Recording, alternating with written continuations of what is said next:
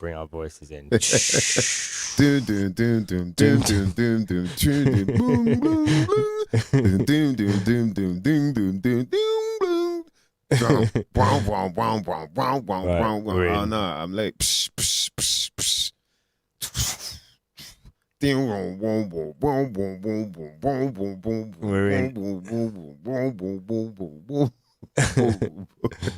that work? Tell me that worked, you lot, man. Shout out to Black Einstein. I know I butchered that intro, boy, but yeah, we had a slight technical hitch right there. What's going on, mother lovers? Welcome back to another Shit You Might Not Never Know Nothing About podcast. That's right, with myself, your host, Mice Diggy, alongside my co-host, Dan DNA. What's going on, bruv? Good. Good. Yeah. We want to welcome all our listeners, all the viewers, all our live viewers, all of our, if you're watching on the replay or listening on a podcast as well, we want to welcome you too, because, don't worry, you feel lonely out there. We don't go at latecomers in any way, because sometimes we can be late as well. Yeah. But welcome to the party, bitches and bitchettes. We don't discriminate, of course. Hey, it's been a bit of a mad week. You know what I mean? Yeah. A lot of the things have been opening up. Assholes as well as yeah, man, it's getting a bit crazy, man. People don't know what to do with themselves, because all of a sudden it seems like things are starting to open up. I hear islanders even they're like, oh, fuck it, we might as well get back out there. Yeah, that's what I'm hearing. I don't know if it's true or not, but you know what I mean? So yeah, it's good. The spirit of humanity seems to be, getting uplifted here, there and everywhere. Yeah. But it's still been a bit crazy, isn't it? Yeah. What you been up to? Anything? I've been working on a project that I'm doing with a certain producer out there named Pitch 92, and so I've just been getting my head down with that, as well as another project that people might not never know nothing about until we talk about it. You know what I mean? We keep that quiet. But yeah, I've been working a lot, man, doing a lot of writing, recording and whatnot. So yeah, and obviously getting prepared for this tour with Smokey Joe and the Kid as well. Got to get myself in, you know what I mean, tour shape.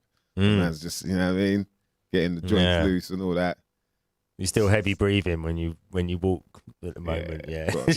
Get yourself. Done, it's weird. We don't realize how much we shallow breathe, man. Yeah. And that's it's funny because it leads to a lot of things that you find are problems. You could kind of trace it back to, wow, that's what shallow breathing does to you, because you're not getting enough oxygen, and then from there you're already messing up. It's like not getting enough water, but you don't realize it because you're in a state that you're maintaining, But a lot of like fatigue, people who don't sleep well, appetite, like there were all these like little minor little things that you won't realize, even down to rashes and things like that. It's like, yo, you're just not getting enough oxygen, bruv. Some people only take one heavy breath every couple of hours when they're on Facebook. Yeah, that's it. Like Facebook social media, stressed out. One heavy breath every 2 hours. Yeah, I think I saw there was a poster saying Facebook is now known to be like a quite heavy cause in heart problems. Like if you have a heart attack, it could be from stressing out over Facebook arguments that last like 16 days and shit. Wow, yeah, I've seen that. Yeah, man. Some of them arguments, I'm like, bruv, you lot are really enjoying this. Like, you're going to sleep and waking up thinking about what else to say. Like, oh, the man said, yeah, wait, I can't. When I get, you know what? I've got to do it now. Well, they probably even write out like the replies, save it in your don't notes you then? and that. You don't do that. Yeah, I was thinking, Dee's looking a bit angry, but I was going to write a reply to you. I don't think you should talk about trolls or you might offend the trolls. Yo, that's what it's going to be soon, boy. It'll be like troll history month. Yeah. You know what I mean? TLM, boy. Trolls will be like, nah, man. You know what I mean? I'll be getting cyberbullied. I'm a reformed troll, and I'll be getting cyberbullied. It's like, TLM. See them storming Westminster. Trolls and shit, boy. Yeah, that's the life, innit? Yeah, troll life. Nah, but it does worry me sometimes when I see how carried away people can get with their arguments online. Do you know what I mean? Yeah. Obviously, there are a whole lot of other things we could be worrying about rather than that shit. You know what I mean? But yo, let's big up the crew that are locked in with us, man. The live crew, you know what I mean? I always miss out some of these when my comments open up. Shout out to IBMCs, what's going on? Shout out to PLK. Shout out to Yamal, Easy Kenny Rebel. Shout out to Gleam, what's going on, bruv? Shout out to Ken F. Jeez. Yeah, we got some people in the building. Shout out to my brother DJ Locke. What's going on? Yeah, it's interesting hearing the old tunes, man. Who was it who was playing me? Turbo Tubalicious. Shout out to Turbo Tubalicious. The nice one, JM. Yeah, nice one, JM. What's going on, bruv? PLK. Yo, it's good to see you lot in the building, man. We're going to have a good one tonight, man. Black Einstein, cool. Shout out to Black Einstein. Yep. All the crew in the building, man. If you just locked in, do you know what I mean? Hit that like button. If you haven't subscribed already, please do that. Share the link as well. You know, we got to tell people to do that, man. Like every 20 minutes. Yeah, it's every 20 minutes. The algorithm. 15 minutes. You got to tell. You just got to keep relentlessly shoving it down people's throats. Please like, share, subscribe, and tell your family. Sign your family up to Facebook. Cast some spells on your family, make them sign up. You know what I mean? Yo, yeah, man. Chris the Hat. Shout out to Chris the Hat in the building. What's going on? And we got to big up CMOS, boss. Don't forget, if you want to get your CMOS, over 98 different nutrients. Well, I'm telling you, man, the game has changed. Yeah. Now I understand. All those nutrients. Yeah, now I understand how to. Nah, but the thing is, I didn't really. It's like you buy CMOS just from around the corner. Do you know what I mean? It'll be that dry. Londis CMOS. Yeah. And it's just dry. Just Happy in a shopper bag. CMOS. Like £3.50. Yeah. You're like, yeah. And then cook it up and be like, But now I understand the game. Yo, it's changed. Like, yeah, the CMOS. Have you started yours yet?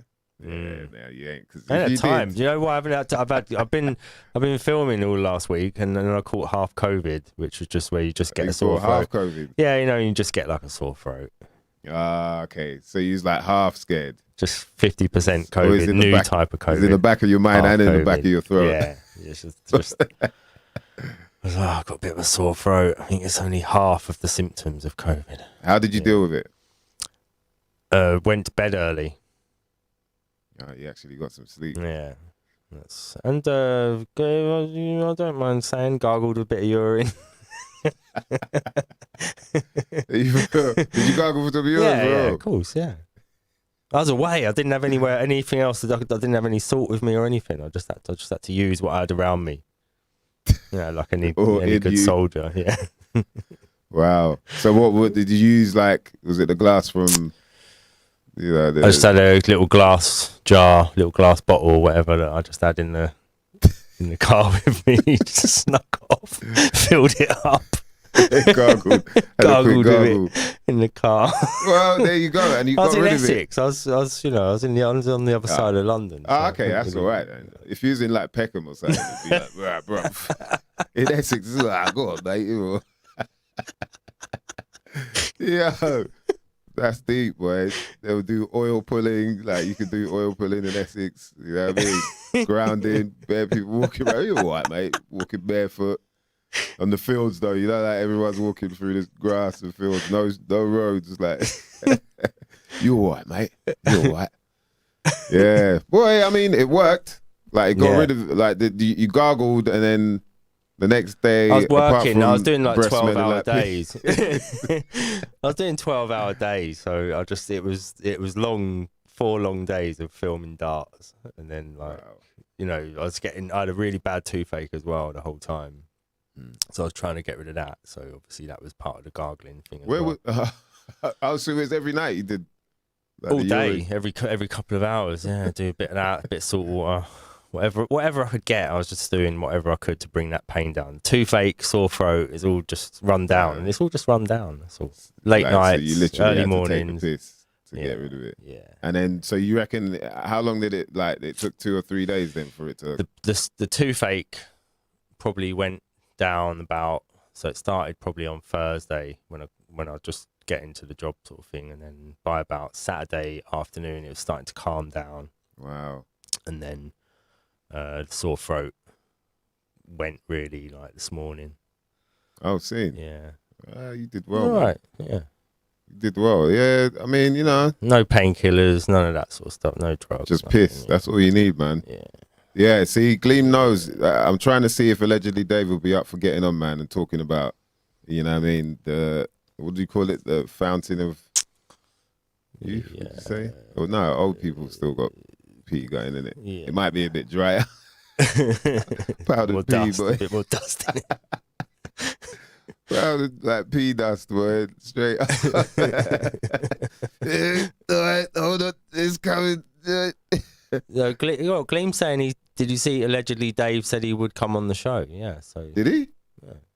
Nah, I never saw that, man. It Where said- was that? Yeah, I don't know where we're meant to have seen that. Nah, he might be saying, did you say? No, did you see allegedly? Nah. Unless he says, did you see allegedly? Dave said he was going to come on the show. Yeah, Nine Gleam. That's probably what it is, man. Yamor is still not, she's not down with the whole urine therapy thing. Nothing I can do about that. Yeah. There are beauty products out there that, you know, you can do it topically. Or oh, wow. Gleam said he asked him and he said yes. Okay, shit. We should hit him up, man. Yes. Nice one for that, bro. Let's do that. Yeah, definitely, man. That'll be really interesting because I think, you know, like this is what this show is about, man. People finding out some stuff that they might not really have thought about. And whether or not you be into it, at least you understand why people do it. And you might not judge them the same way that you did before. Yeah. You know what I mean? Like obviously, before I knew Dan was gargling pee, you know what I mean? You wonder why my breath smells so Yeah, bad. yeah. I was, it's like, you know what I mean? Soggy rich tea biscuits. I was like, yo, man smells like an old man sometimes. Smells like a wino. You know what I mean? Every now and again, got that wino whiff. But you know, a wino comes up to you talking, you just got to hold your breath. You're like smiling. Yeah, nah. You don't want to be rude and shit, but you're like, yo, man, I nearly died off of that. Nah, I'm joking, but yeah. Big up all the winos out there. Hey, exactly. See it there? Gleam says, no harm learning stuff. And that's what we're here to do. Yeah. Man. I think it's important. When they told us we have to stay away from each other and not talk, that's when I realized we got to do the exact opposite, bitches and bitchettes. Shout out to Bigger Man. What's going on, brother? Yes. Yo, should we bring in our guest? Mm-hmm. Yeah, it's about that time. All right, before we do that, hold on. We got to shout out to CMOS Boss. We was halfway through the title there. Yeah. The cmosboss.co.uk, mother lovers. If you want to get, let's say, wild crafted, organic sea vegetables, from sea spaghetti to dulse, you can get spirulina, you can get sea moss, like we've been talking about. You can get the gels as well. Order that at the cmosboss.co.uk. The benefits of these seafoods, man, like, honestly, is next level. And like I said, we wouldn't be pushing it if we didn't think so. Dan's gazing because the thing is, it does take a minute for you to make the gel the way you want to. But like we said, you can listen back to the episode and they explain, you know, 2 different ways that you can make it. And it's fun as well, man. You know, like knowing that you're making something that's so... I'm going to do it. Yeah, Definitely, I know you will. I know you will. Yeah. So, of course, dulse, a great source of vitamin B12 and omega-3 fatty acids. Sea spaghetti, naturally high in iodine, vitamin E, calcium, and magnesium, as well as bladderwrack, which is high in iodine. Very good for the ladies. You know, women like to talk about the thyroid problems. Not they like to talk about it, but they often do like to talk about it. And, yeah, this is a good way that can help ladies with that problem, as well as men. You know, we have thyroid problems as well, man. We just call it something else. Sore throat. Until D's going through thyroid problems. Yeah, spirulina as well as wakame, and there's a sea spice as well, man, which is really good. It's got a whole bunch of different nutrients in there. You know what I mean? Some that you might not never know nothing about, but trust me, if you want to get your sea moss, go to the cmosboss.co.uk and you can get 10% off your order with the code ABOUT10. That's the word about and the number 10. Yeah, that's good. Which is actually 2 numbers, isn't it? Nah, yeah, man. The cmosboss.co.uk, the best place for 100% organic, real Irish sea moss and all your nutrient-dense vegetables. Hit them up, mother lovers. Get your thyroids right. Yeah. And shout out to Irish. You know what I mean? We got to big him up, man. definitely had a good chat with him as well about the benefits of such vegetables. Yeah, go and check that episode out if you need to know more about why you should be doing it and how you should be doing it. Yeah, see, that's our inexperienced way of talking about it. You can tell D he haven't started cooking it yet. Once you get deep in the game, like I'm deep in the game. You know what I mean? I'm like, what? I'm about 6 batches deep. You know what I mean? Yeah. Man's probably cooked up. Mobile home, I'll be in the kitchen driving around. Just your pants on, cooking sea moss. Yeah, the BD Seagull of sea moss. You know what I'm saying? I'm in the kitchen whipping that, you know, making them gels. You know what I'm saying? So who's that? Shout out to Kenny Rebel who said, could you get Paul Stamets? Mushroom Man. Oh, that'd be sick, man. Oh, definitely. To talk about shrooms. Jeez. Like, do it on shrooms as well. Microdose and then do Yo, let's bring in our guest, man, this week. Looking forward to chat to this guy, man. I've known him for years. We've done a few gigs as well, here and there. And yeah, we spoke about the first time that I ever saw his band, which was in Shepherd's Bush Empire. So, you know what I mean? In the Manor. And it was jokes, man. And he hit me up and I was so glad when he said he was up for getting on the show. You know what I mean? To chop it up. Ladies and gentlemen, please give a warm welcome to James, head honcho of the Lazy Habits. What's going on, bruv? Welcome. Thank you for having me on. Live via satellite. Welcome. We should be saying good morning to him, by the way. Oh, yeah, that's true. Yeah, good morning, because he's on the other side of the world, if you believe in the side thing. we don't want to discriminate, you know. The world's changed. What's going on, bruv? I'm all good, man. How are you guys? Good. We're good, man. We're good, you know. Surviving out here through the rugged terrain. It feels good to be alive, man. I'll tell you that. Yeah. Definitely, man. Yes, good to chat to you, bruv, man. It's been a crazy couple years, obviously, with you know, what's been going on. And it seems, there's a reason why you're in where are you right now? Please break that down first of all.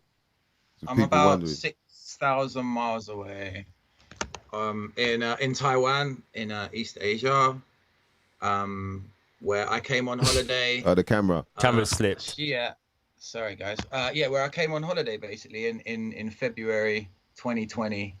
Played a gig on the 31st of January in London, and then on the 1st of February in Bristol, and then I think like 2 days later I flew to Taiwan, and then within 2 weeks they'd shut the island down completely. No planes could get out, no planes could get in, and I was literally stuck here at least until August. Optionally, I couldn't get out of the country.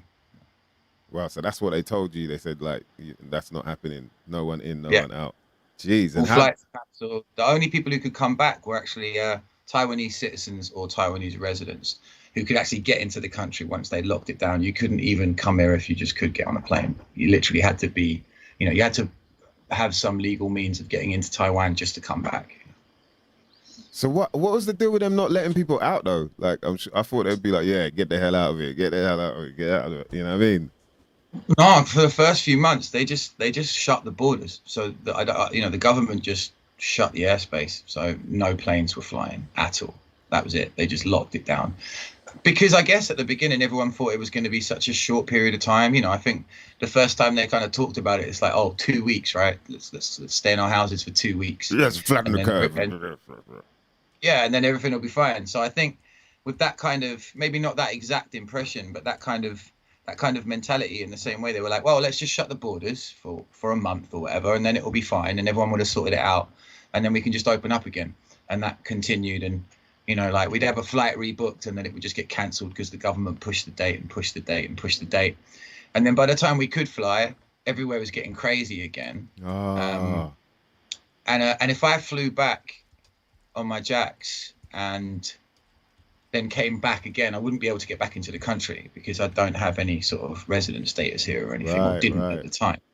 So I felt like I couldn't really leave. So yeah, we ended up spending our first Christmas here at the end of 2020.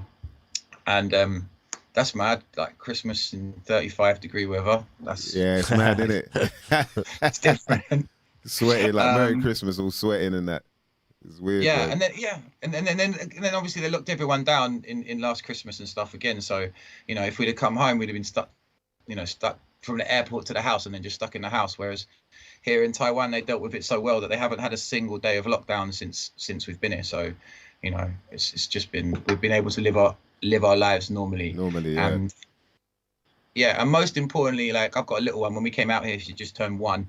And she's 3 now, so she's actually been over here longer than she's been in the UK. But wow. you know, there's just that, and I know, you know, I know all the data and stuff talking about it's, you know, it's not so bad for kids, and you know, it's like less infectious and less dangerous. But at the same time, if you had the option of staying in a place where everything was normal, or coming home to just know that you were going to sit in your house, and yeah. We just decided if we could stay here, let's stay here. No, I hear that. What I say to people, as long as you feel safe, man, like wherever you feel safe is probably the best place, because it is down to, you know what I mean, mentally, like having to deal with all of this, you know. Yeah, so it's better to be where you're comfortable. And I think, yeah, man, that's an amazing job, bruv, to be able to do that. You know, you've relocated in all of this, with all of this going on, but then somehow still manage to put out music with the band.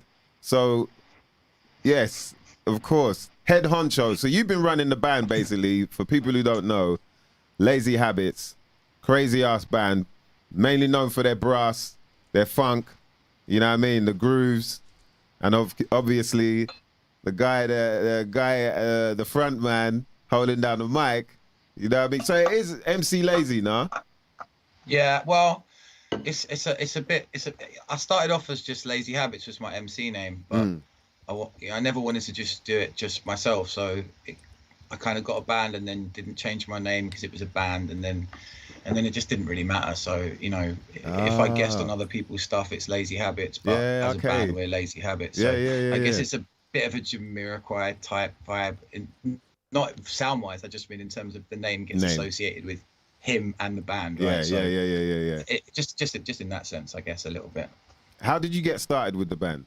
Because just to be able to run that it must be a bit of a monster already. But how did the band get together? Well, I mean, I grew up in bands really. When I was younger, sort of before I started listening to hip hop, and more specifically before I started finding out that British hip hop was a thing. Yeah. Otherwise, you know, I was just playing in kind of rock bands or whatever type of bands, and then when I was at home. Oh, I think we lost you a bit. See that? That's that live via satellite work. You know what I mean? Sometimes the satellite might just move. Yeah, the satellite looks like it's moved the wrong direction. Yeah. Well, you know, depending on whether you're on a globe or a flat plane. Yes. Yeah, man. Because, boy, man, to run a band, jeez. And you got all these different people. That's a lot, man. So yeah. It'll be interesting to find out how. And it's not just a normal band, as with just like guitar, bass, and drums. They've got like some weird instruments that you need to, you know, good sound man for, and all the rest of it. Yeah, for sure, man. And especially as they always was at festival shows. So I suppose that sort of bigger instrumentation thing suits things like festivals as well. But also, it's important to get a good sound with all those different instruments. You know? Yeah, so for sure, like, man. That's hard work, isn't it? That's but they've always been like, they've always been amazing when you catch them live. Shout out, that said, fuck's sake, Bezos. Your boy says F for fuck's sake, Bezos. Yeah, man. Boy, I don't know. Like for me, you know what I mean? It's hard enough when you got like the crew in it. You got like the hype man, DJ, you know, others doing this and that. That was hard work already. It's like you got a whole band. Like, jeez. Yes, bruv, we got you back. You know what I mean? Shout out. That's all right. Shout out to the Taiwan satellites. Waiting to start, you know, listening to you guys chat happily in the background for like 40 minutes, and then as soon as you start talking, it's all good, man. People know already, man. The common sense is know. So you were saying that you started off within bands already before even knowing about like there was British hip hop or whatnot. Yeah, so I was kind of sitting at home, you know, freestyling to myself and stuff in some crazy Yankee accent that I'd heard from whoever. You know, it's just something you knew you could never take out of the house, but I just loved doing because I Yeah. just loved the vibe, you know. And so I think it took a minute until I sort of stumbled upon, I think it was probably Roots Maneuver first. And then from then somehow I picked up a Louis Slippers tape, and Wow. and from then I found out a whole world of stuff that I Yeah. could suddenly identify with, you know. And it sounds weird, but when you hear someone like Roots Maneuver rapping about, you know, beans on toast, you think, Yeah. oh, okay, cool, I can relate. Yeah. Of course. I eat beans on toast, Yeah. and I don't have pool parties with loads of bitches and Ferraris, and so, you know, it's that kind of relating to one thing or another thing. And, Yeah. and when you hear someone that talks about, you know, the kind of shit that you can relate to, and then obviously like all the UK stuff then becomes massively relatable. Yeah. And that Louis Slippers mixtape was a proper eye opener for me. So I'd always kind of been in bands and always thought the democracy element of bands sometimes was kind of at the detriment of the music. Mm. You know, when you're writing a song and suddenly everyone in the band has to, well, I haven't done my solo yet, or I haven't done my bit yet, and it's just like, I always wondered whether people were actually cared about the songs themselves or just wanted to just be in a band or whatever. So the idea of putting something together like Habits was, I was loving all the beat makers, you know, Harry Loves and all of those people, Louis and all of that lot who were out there making beats. And I was just like, oh, you know, if we made our own music, because I came from the band side, if we made our own music, if we just had a jam and recorded the jam, there would be like hours of music that you could then go through and sample. You just creating your own library just from a jam. So it was kind of the basic idea. And then making samples, but then playing those samples live, you know, just finding the loop in the rehearsal and going, okay, let's just play that, let's repeat that, let's loop that, let's play that. And then just trying to make it switch from song to song like a DJ. So you kind of had that more live experience, but felt like a DJ MC vibe, but was liver, because obviously, you know, those live bands, you know, they have the ability to sound much bigger. I think nowadays it's much more obvious. Was as soon as rappers get big, they get massive, you know, massive bands for their live tours. When I saw Jay-Z at first, few times at the Po Nana and Shepherd's Bush. Oh wow! It was just DJ and him. And then the next time I saw him, I think it was Roundhouse with the full band and stuff. And you know, it's that level up to a bigger stage kind of vibe. And I remember going to the Kashmir Verb T launch party. Ah, he's about to get into some juice. Yeah. Finger on head as well. It's like nice. Yeah. That's a really good segue. That's a nice segue, man. Finger on head, like, damn. Shout out to DJ Pork Scratchings. Oh, sorry, Pork Scratchings. DJ Pro Tracks. I said Pork Scratchings. Shout out to DJ Pro Tracks. He says a shark chewed through the underwater cable again. A shark chewed through the underwater cable again. I think we're back. Yeah, we're back. All right. So you were saying Verb T and Kashmir. They were performing. You saw them performing somewhere. Verb T and Kashmir. But I just it was at Cargo when they released that double album together. Do you remember that? Oh, the Low Life one. Yeah. Yeah. And so I went to that, and I thought the gig was great. They were great, but I just felt coming elevated so much more. And I was kind of coming from a band side of things where, you know, you played until you were amazing, and then you recorded your music, and then entering a world where the music started in the studio, and everyone was making music in the studio, and some of that would come to the live stage. So it was kind of like, I felt like the music that was coming from the hip hop side of things was amazing, but the performance side from the bands in general, well, that's where they kind of cut their teeth. So the band performances were much more like impactful and stuff. So I was just trying to kind of bring the two things together, I guess. Jeez, man. And then, so what was the, you know, so because like obviously you're known, Lazy Habits is known for brass heavily, and so how was that getting people together and giving them the idea? You know, it must have been a bit tricky at first, where people are like, is this gonna work or not? In terms of making like hip hop with a brass, Yeah, section that's so big. Yeah, well, I was living in Liverpool. I'd actually followed a band up there that I was in at the time, and just went and worked in Virgin megastores, like basically while they were all at uni, and I was just working in Liverpool, just waiting for them to finish so we could make music. So like, and then I kind of got in this little funk band, and there was a really nice brass section in the funk band, and I was always talking about this project that I wanted to start. And at some point, when I moved back down to London, because it was always going to happen, but when I did, I'd hook them up, and there was like the other MC who used to be in the band, Robin. Yeah. I met him in Liverpool. Same thing. I was like, when he left, I was like, look, I'm going to hook you up when I get, like I'm hook up with you when I get back, and I have this idea for a project, and maybe we can do something. Because he was literally the only other British rapper I'd ever seen live, like at the time. For real.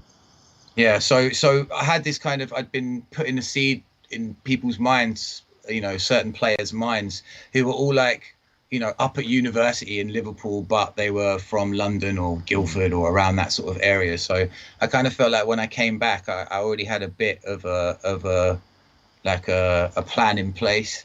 And then I met this band called Imperial Leisure. Do you know those guys? Yeah. Yeah. And we'd been friends for a while.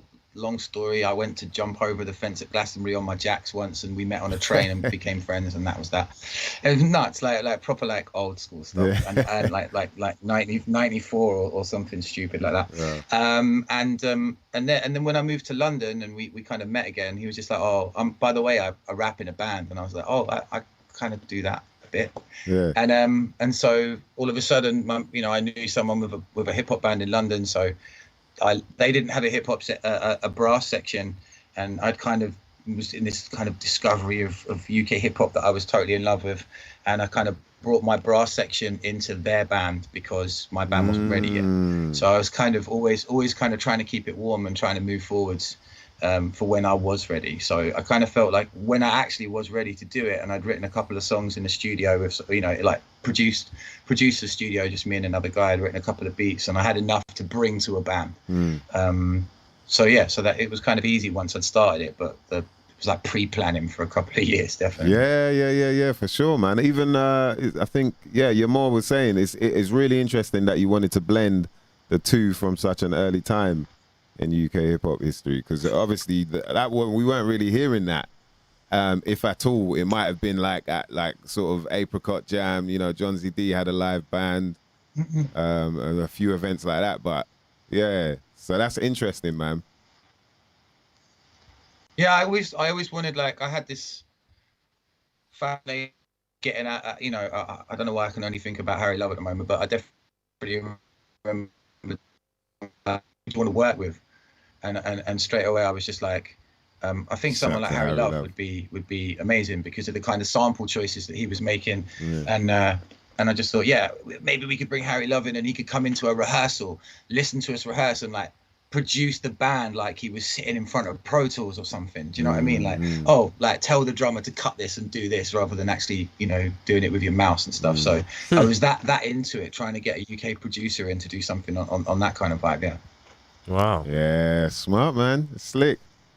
And then so how did it come about? Because the other thing is that obviously you managed to do quite a few sort of big level gigs, off your own back, as opposed to being signed to a label.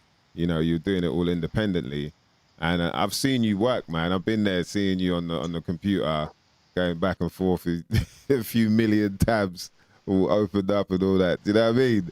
Like, how did you get to that point? Like, what was the beginning stage in terms of, so say for artists now, if they're trying to, get to a point where they're at least gigging, what was the mindset?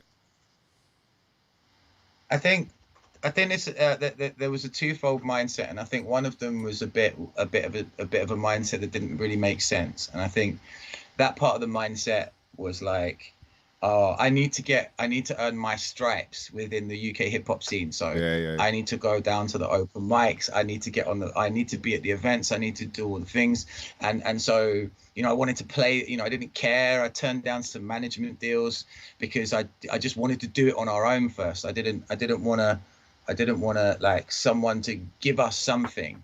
I wanted to earn an audience. I wanted to put records out on our own that people might buy and stuff like that.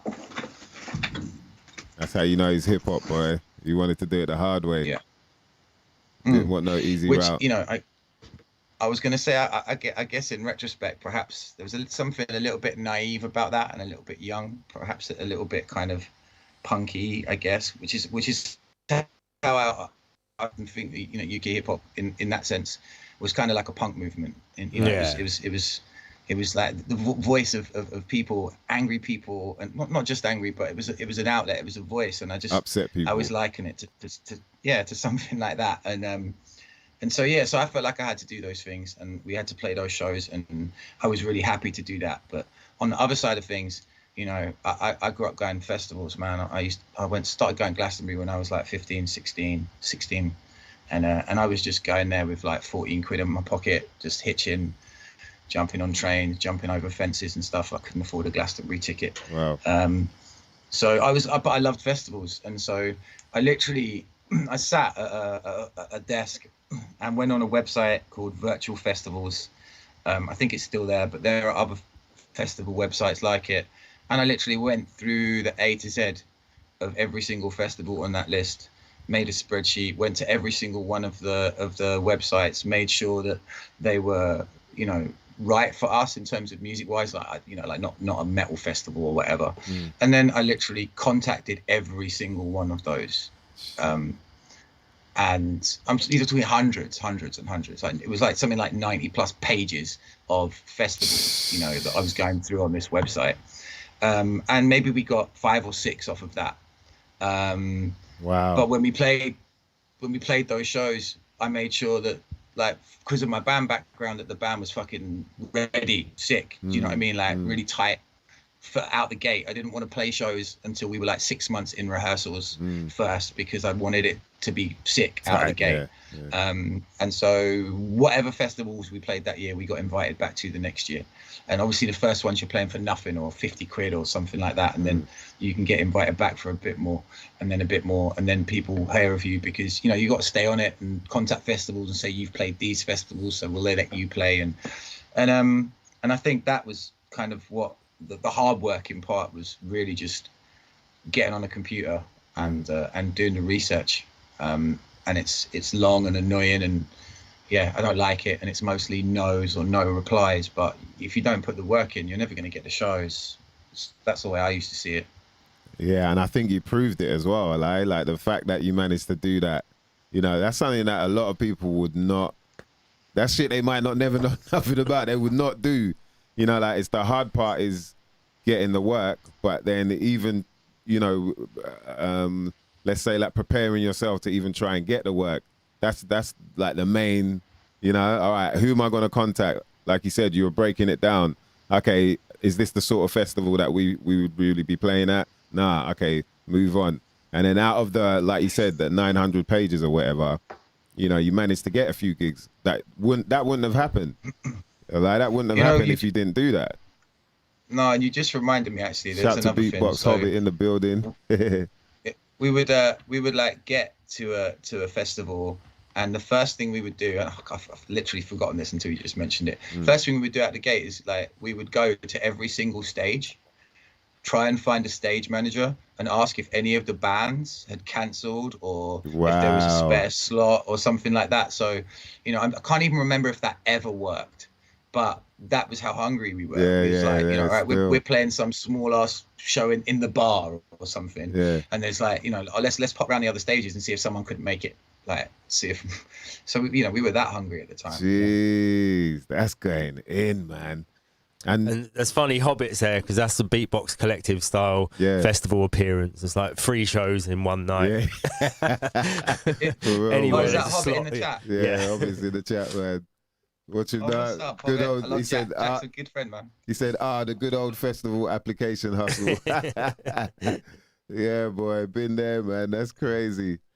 Yeah, so basically, so putting in that sort of work, and then, as you were saying, the gigs started coming in, and then more that people saw what you did, they actually saw the product, because that's what we want, innit? As long as they see us live, then now they know, like, all right, yeah, these lot don't play around. Do you know what I mean? Yeah, And so from there, that's when it started. Things started like moving towards the direction that you were planning. Yeah, we got a gig with a crew called Chaiwala. You might know them from playing with Smokey Joe, maybe. Yeah, Chaiwala. They've got And a spot. They do Glastonbury as well as I think they have a spot at Boomtown as well. They used to do Glastonbury. They used to do Boomtown. They don't actually do those now, but they used to. So saying that is like if you got on a show with Chaiwala and you played well, there was a chance they would take you on for the season. And if you think about that, tent is like a little Lollapalooza in a way. It kind of, they pick up a lineup and they'll keep that lineup for the entire summer. Right. You know, so if you get on the lineup, you know, back then you used to end up doing Secret Garden, Boomtown, Kendall Calling, Green Man, Shambhala, you know, so you get on a run of 6 or 7 festivals and it would look great. You know, it would be great because you were playing with the same bands every weekend and they become your family. And, you know, we've come up with our own little side projects out of things like that and shared musicians. And it kind of created a community with those guys. And I mean, like Ty used to play with them, Gentleman's Dub Club, Little Dragon, Roots Maneuver. They, you know, like even Ed Sheeran started with those guys. So, you know, they've had a really good caliber of artists going through. They choose really good artists there. They're not one of the big stages at a festival, although they're still like 1,000-cap tent. But they're kind of, they've become known as the vibe place really at festivals where people go and watch a bunch of bands that they don't know, but they know are going to be good rather than bands they've heard of on the lineup. So it's a really great place to find good music. And yeah, so once we fell in with those guys, it became a bit easier. And so like, and the other thing as well is like the style of music, like not, you know, hip hop doesn't really spread to every type of festival. Like, so did you ever find it a bit of a struggle as well, the fact that you were pushing like a hip hop band?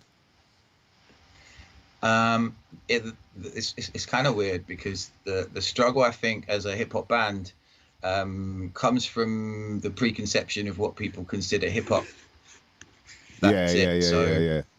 So you always like, once you get past that obstacle of people understanding that there are different styles of music within a genre, then you know, then I felt like we were safe. Once we were on stage, we could prove it. But I also felt it was the other way. Sometimes you get booked for a hip hop event, and suddenly you're in some, you know, what they used to consider an urban event, and we were totally out of place because people were playing, you know, like you know, Mark Morrison R&B type vibes and stuff like that. And suddenly you're like, oh, this isn't going to hit. And then you get on stage, and again it would work for some reason. People would just actually enjoy it. And then we have ended up playing on lineups with rock bands and metal bands and stuff like that. And again, people enjoy it. It's, you know, it's kind of weird because, I mean, obviously a lot of I used to listen to a lot of, I don't know, like grunge and shit when I was growing up. So I always felt like a lot of the kind of the stops and the gaps and the space in the tunes comes from that kind of music. So I think it hit a lot of aesthetics in a lot of different genres just from what the people in the band would bring into the songs. I mean, obviously there's a bunch of people who don't like it as well, of course, but it was weird to us how many people from different, who were into different types of music, actually enjoyed us as a band. I think it keeps it open as well. The fact that you can do that, you know, you're not just going to be playing in one particular type of festival or jam as well because of that. Yeah, and because you're you know, you've got a live background, and so for because you're playing alongside other live bands, you're probably a lot of festival people's first introduction to like anything close to sort of rap and hip hop culture and all the rest of it. You know? So you're actually out there sort of on the front line pushing it to new audiences as well, and bringing in new audiences. There's people who may not have even heard of UK hip hop unless they'd have seen, you know, your band alongside another band or something. So, you know, it's accessible in all different ways. Yeah. I think that's definitely the case. It did definitely kind of endear us to a bunch of people who who didn't have hip hop acts at their stages. And I think once we were playing Glastonbury and I started getting on really well with the people who used to run the Jazz World stage. That's PRS stuff, which we can talk about later as well. But yeah, so I fell in with that lot, and straight away I was, like Task Force would be playing up at 3 a.m. up at in a tent in the Shangri-La area of the corner of Glastonbury that's really beautiful at night, and I would make sure that the booker's assistant came with me to watch Task Force. Wow. And I was just like, and I pushed her in front of Chester after the show, and I was just like, book these guys, So I was really about trying to bring our lot in, and because I really felt like I loved that kind of music so much that I really felt like it was something that needed to become more known and more heard. Definitely. So when people were like, oh wow, I didn't know people made music like that, and I was just like, well, there's a whole world of people who make music like this. Let me show you. Yeah, it's mad, isn't it? When you like think back to when you first got introduced to like UK hip hop, because it's a similar thing like what you were saying earlier. Like you didn't really know that there was a scene like that. And like my first memories are sort of like we used to sneak into my friend's older brother, his room when he was out, and so he had all these records there, and so he would have like all the American stuff, like KRS, you'd see EPMD, all these different albums and that we're looking at, but then he'd have some UK singles as well, like Hijack or Gunshot, so you'd be looking like, oh wow, this is how it is here, but you still didn't really get the full feel for it until it was time to like go out and see it. And I think it was probably for me maybe a Mudlam's gig or something like that I went to, and I was like, oh shit, there's all these. I'm seeing Skinny Man, Mungo, all the Mud Fam and that, as well as the Berry Crew, and you're just like, rah boy, there's a whole world out here of this UK hip hop thing, and then you start hearing more names, you're listening to 279 or whoever, and it's like, shit, man. Yeah, like what was that like for you, man? Your first introduction? You said it was a Roots Maneuver tune you heard first, but then when you found out that there was actually a scene, yeah, that was kind of weird because like imagine your first introduction is like Louis Slipper's £10 bag, and then all of a sudden you're not just found one new artist, you've found 30. Yeah. Like, off one thing, and it's just like all of a sudden it's just like shit, wow, okay, and then you go record shopping and you find Mr. Bongos and Select a Disc and Deal Real and all of those places, and then you start going there every week, and then you start getting to know people there, and then they start pulling records for you, so you go in every week and they'd have pulled some records for you to listen to. And then again you bump into someone like Chess or someone dropping their records off in the shop, and you'd be like, oh my God, these people like drop their own records off in shops. And so straight away, I think one of the first records I picked up off that was Brain Tax first record. And I mean, I think you got intros on 2 of those albums, right? You're on the first track on both of those, right? Oh, am I? Is that right? Yeah, first one of Mix £10 Bag, Mix 1, I think. Am I? You're on the, with you're not on the Brain intro Tax track? and nah, I don't know if it's the intro track because I remember it's the boom, ba-dum, ba-dum, Yeah, ba-dum. yeah, So yeah, it's the yeah. tune with I think it's Jest as well, isn't it? Brain Tax and Jest. Yeah. Yeah. And then I was like, all right, Brain Tax album, and I think are you on the first track of that? I think it's Well, like I Don't know you're Drag on it. Me In. I think maybe track 2 or 3, maybe, yeah. On Yeah, what's it called? and again, Biro Funk. Biro Funk, yeah. Biro Funk. Yeah. Easy which Gleam, I have on yeah. vinyl. And then from that period of time, like I mean, if you look at my record collection, sorry. No, didn't say anything. Oh, right. I think it was me feeding back. Yeah, I think from that moment on, like for that period of time, I have pretty much everything that was released on vinyl for like a year or two when it was all kind of like Crazy Golden and stuff. And then I started going to shows. I found out Kung Fu because I used to hang around Deal Real because I used to know these guys called the Untold. So like, Compound I remember Profound and Untold. Jeez, are you hanging with them? Yeah, okay. I remember Untold. Well, my other MC went to school with them, and Yeah, and so Joe Compound was pretty I mean, they didn't put out much music. They didn't do many shows, but he killed Deal Real every time he went there. So we'd go down Deal Real every Friday after work, and then we'd like go raw organics with those guys on the weekends. And then it was like kung fu, and then so it all just kind of went on from there, and yeah, it was great. It was like just this complete new world that had opened, and yeah, it was sick. Did you hit the open mic at all at kung fu? That's what I was going to mention to you the other day. First time I went down kung fu, and it was one of those ones where like there was literally like 40 people standing on stage with you hosting it. Oh shit! And Jesus. I got up. I was like pretty sure I went with my girl, innit? And like the last thing you want to do in a place like kung fu is leave your girl's side for more than 5 minutes, right? There's only 3 of them in there or something. Yeah. And that's the early days. It's the early days, boy. It was grimy, man. So I got up and I just did my verse, and then I just got straight back off the stage. And you actually stopped the music and you went, listen, can everyone just fucking do what he did? Get up, do your verse, and then just fuck off.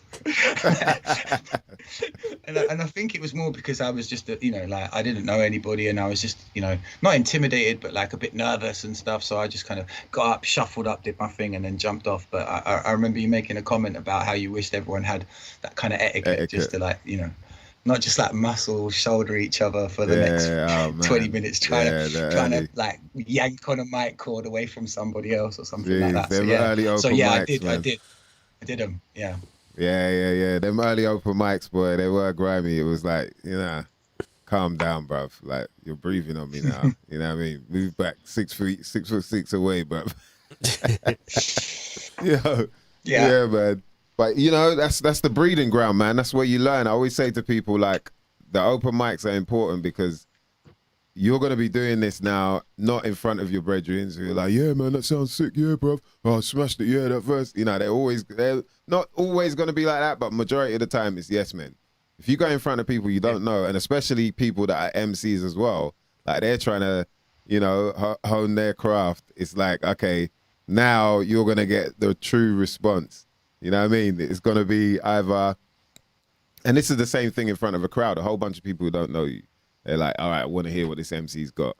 So you're either going to get, booed, or it's going to be, it's not going to be a pleasant time, let's just say. No. If people are saying you should get off the mic and whatnot. Or you could get people screaming their head off, like, blah, blah, blah. Like, you smash it. So now either way, you're going to find out what you need to do. If they're not, if they're not really with it, then you got to work on that a bit more. Go back. All right, let me come with something better than that. I got to top that. Yeah, exactly. You know what I mean? If they're making noise, all right, let me come with more of that shit. Sometimes you might get that no response where people are just quiet. That's happened to me before. And you kind of wonder to yourself, like, okay, was that good or not? And what I suss from it is that that's usually when people are like, oh, this shit's pretty good, but they don't know who you are. And they probably need to hear more to make sure. But a lot of it is like, shit, I don't know who this is, but that was pretty sick. So don't ever be, when it's quiet, don't feel like, oh shit, maybe that means you're doing something good. If they're booing, if they're throwing tomatoes at you and shit, yeah, then. But the open mic is there. Yeah, Bigger Man says crickets. When you get the crickets, nah, not crickets. That's what I'm saying. It's not even crickets. It's like silence, like and people are looking around like, does anyone know who this is? Or they kind of want to big you up, but they feel a bit baked. They're like, yeah, but maybe other people think it's shit. You know how we are, man. You know what I mean? Yeah. So, it's in my opinion, the open mic is really where MCs, you have to find one. Like, fuck all this shit. Even if it's online, but you have to find an open mic to really find out if what you're doing is right. Do you know what I mean? Yeah.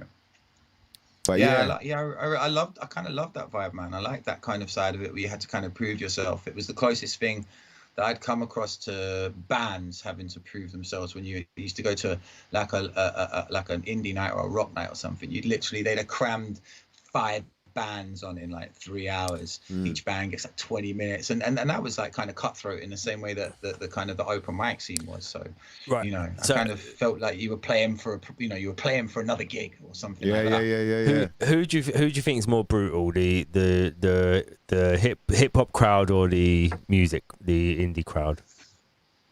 The hip hop crowd. Yeah. I mean, you know, you were fishing for that. You knew that answer was inevitable. You ain't gonna get that but with bands, there's a similar thing in that, like, you're not good enough musicians as the other bands, or, you know, you're not the same music as the two other bands that are on, and all. You know what I mean? So you can go to some town. So you say, like, we used to play in Camden or something. You go to Camden. I'm not from that area, so you go to Camden. There'd be a certain type of band there. And if your band's not like that band, you just get sort of scenes. So they're like, they're good, but they're not like. And then there's the other thing: if everyone just leaves when your band's on anyway, so, you know, they don't bother sticking around to watch your band. They watch their friend's band and they just go. And then they're off. They're like, fuck this other Yeah. band. But with hip hop nights, the turnaround's so quick, you don't really get time for people to leave. They're sort of like, right, next person, straight on, next person's on, you know. So true. sort of, There's pros and cons.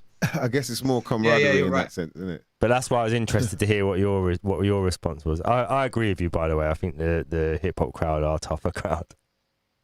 Yeah, Tough crowd out here, the man. scene as a whole, in the UK scene as a whole, I found not cliquey as such, but I did find it pretty hard to come in, and it was pretty purist.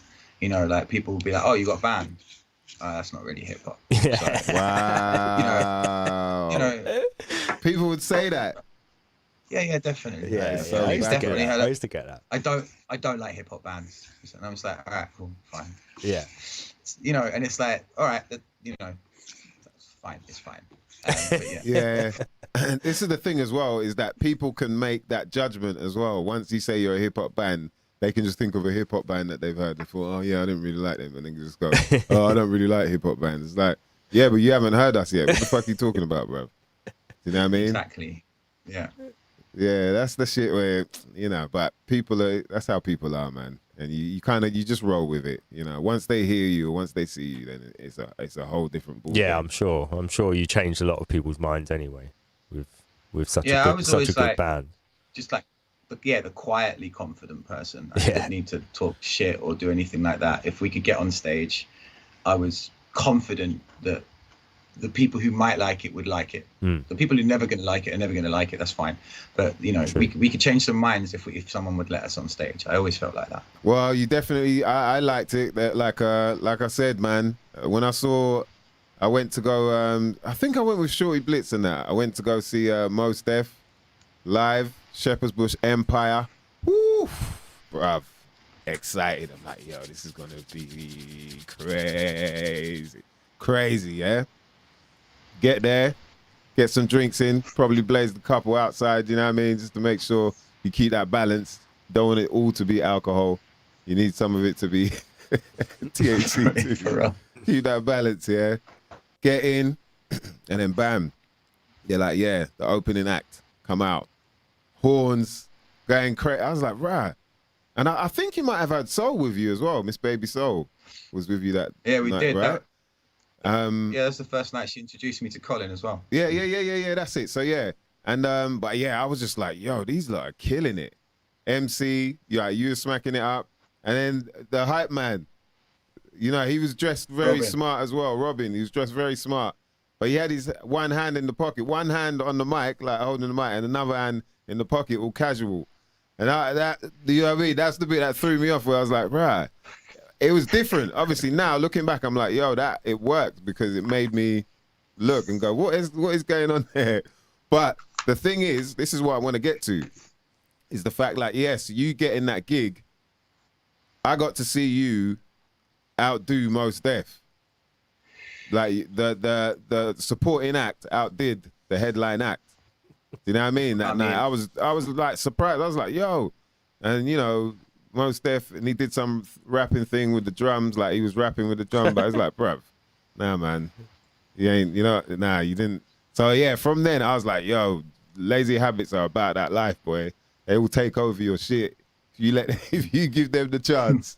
Do you know what I mean? So that was an amazing set, man. But yeah, talk to me about the story behind the hand in the pocket hype man. Because I was trying to get Jargon to do that for years, but he wouldn't do it for me. I met Robin up in Liverpool when I was up there working, and he was in a hip hop band. I was like in a funk band because I sing. Well, I used to sing, just sing. Oh, for real? And yeah, that's how I kind of came up. So rapping was kind of like a hobby on the side that kind of became a thing. And he was a rapper in a band, and like he's got a philosophy degree. I really liked his lyrics. I thought he was a great MC. And you know, we kind of jumped on each other's stages and stuff for the time we were up there. And then he came back like a year before me, and he literally, like I said, he was probably the first British rapper I'd met in the flesh. And I thought he was great. I think his lyrics are great. And so I brought him in pretty early when I went down.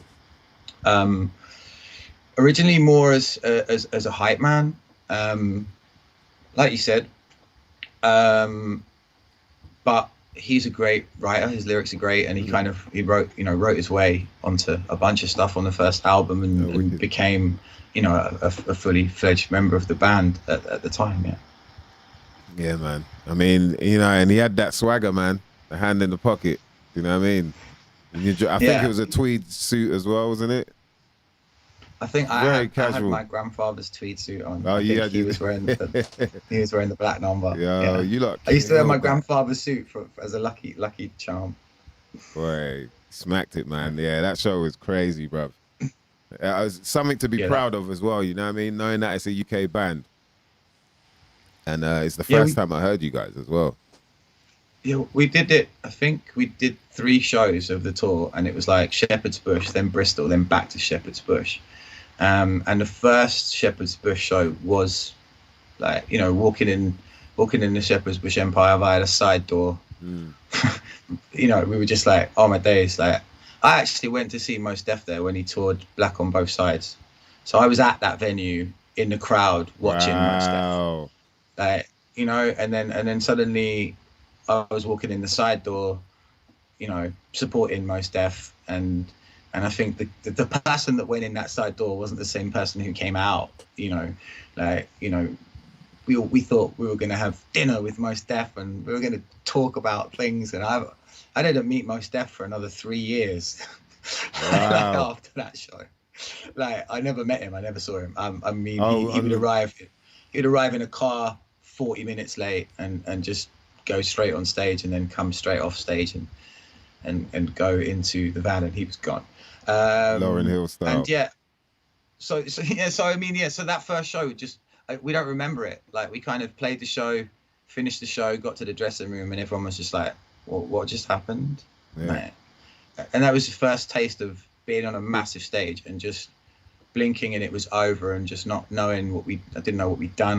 Couldn't remember anything. It was just one of those weird ones. And over those 3 days, by the time we came back and played it the second day, it kind of felt like we'd changed as a band. We'd kind of taken some crazy step forwards into playing on these bigger stages and stuff, and just being there, being present in mind on stage, and just trying to enjoy it a little more. And Baby Soul obviously was with us for those 3 dates, and she was already, pretty sure she was already playing with Paloma.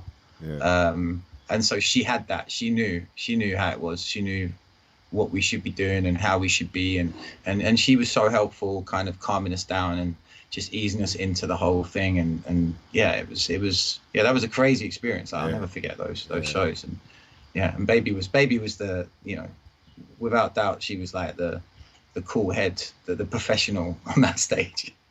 Can you talk through so you were saying, obviously, one of the major steps you had to make was like going through a whole list of different festivals and promoters and whatnot. But then also, obviously, you've got to then handle the bookings as well, right?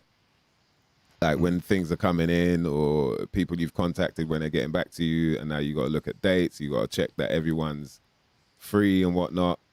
That must have taken a few years to sort of get your head around, okay, how can I make this workflow easy for me and still write lyrics? You know what I mean? and all that? I honestly think I only cracked that last year. Serious? Yeah, What? I think so.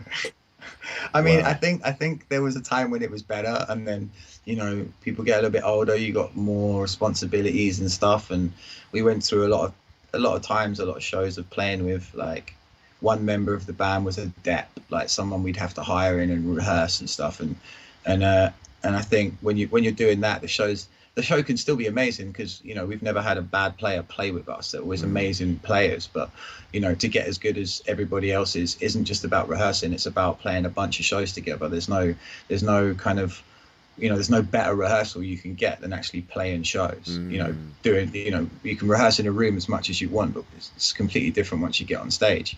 And Definitely. and I always felt like the show wasn't 100% as good as it could be. Or if you get a dep in for one show in a run of 3 or 4, then you've got to train that guy up as much as you're again, who doesn't know all the songs, and then you can't really work on all the kind of the little tricks and little bits and bobs you can do in a show that can really engage an audience that aren't really about what you're playing or how you're playing the songs, but just how you deliver those. Like your little stops, your little breaks, and that would all have to go out the window if we had a dep in with little time and stuff. So I think with this album, we've been able to kind of just book so far in advance that I haven't really, we were like, these are the dates, and if you can't do one, then you can't do any of them. Wow. Just for this run, you're not out of the band or anything. Just, it's so important that we play the show, especially, considering how much time we've got with me being over here, the rehearsal time's short. We haven't been rehearsing every week, like we used to. And so it's a case of just getting all the players in one room, making the best show that we can, and then touring that show. And then looking at the next batch of shows and making sure that the entire band can do that batch of shows again. And so I felt like just trying to block stuff in advance, it's pretty easy to find out who's available 5 months in advance, 6 months in advance. You're not like, oh, I can't do that night, I've got dinner with Judy or something. You haven't booked dinner with Judy 6 months in advance. So with regards to that, I found that was a better way. I mean, keeping a diary updated is super important. Having a list of deps beforehand was super important. So before, we had a rule where if we had to have more than two players in the band from our pool of players who knew the material, if we had to do that, then the show, we wouldn't do a show.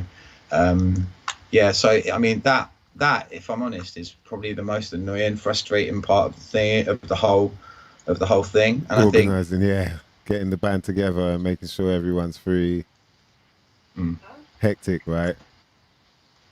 But I mean, bruv, and props for you to be able to do that, man, because I've seen people at work doing that, and I'm just like, wow, I don't know if I'd have the patience, man. I do not know, because you got to deal with not to say egos in a bad way, but you got to deal with everyone's different type of personality, and some you get them people that you just know they're not as reliable as they make out. All right, yeah. They don't even hear what you're saying. You're talking to them and they're like, yeah. But you're like, bruv, no, are you gonna be there? Yeah, we gotta leave at 8:30. Like, make sure the flight is at this time. All that stuff can get on top, I can imagine. Yeah, we've been through a few of those people missing planes, people missing vans, people sleeping through, like we've had our share of that, but we kind of got through it. But you're right about the personality thing. It's like, you can't, no one can be spoken to in the same way. Some people like the carrot, some people respond better to a stick.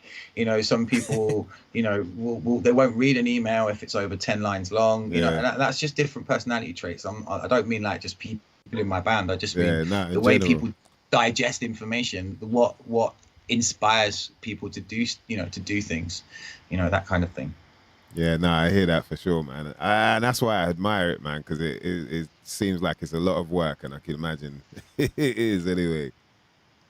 But I mean, go on. I was just going to say, we do have an agent now, like and we have had for a little while, but we, considering that our first album is 10 years old this year, there was at least half of that we were doing it ourselves.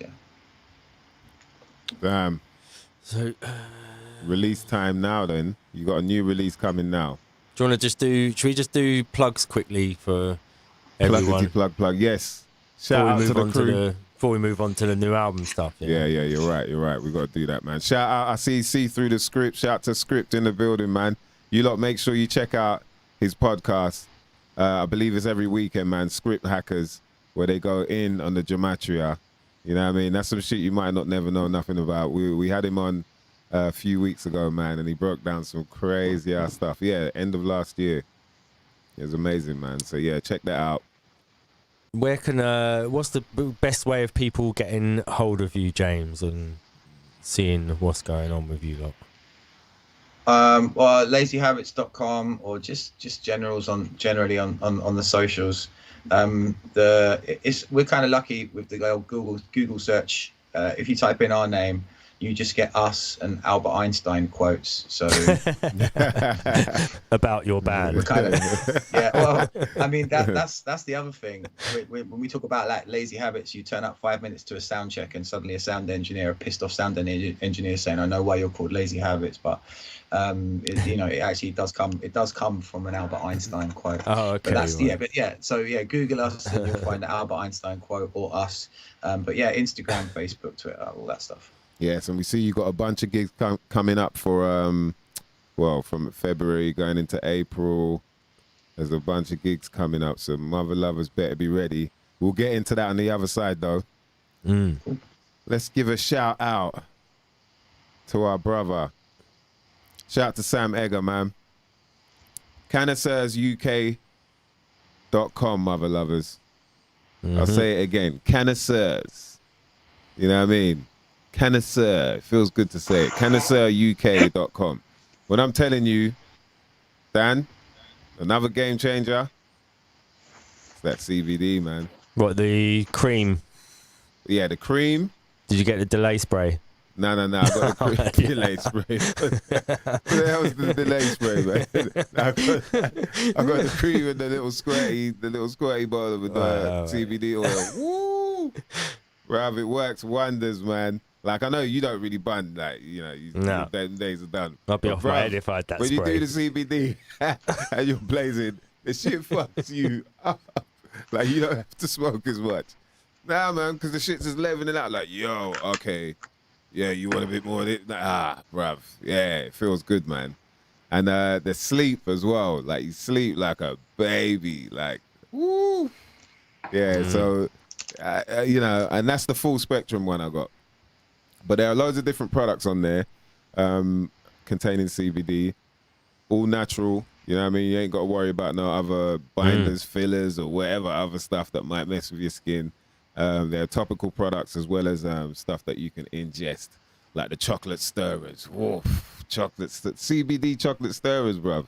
You just put it in the hot water. And they look good. Yeah, it's banging, man. And yeah, definitely look them up. CannasseursUK.com. And you can get a whopping 20% off all your orders when you type in SYMNNKNA, Mother Lovers.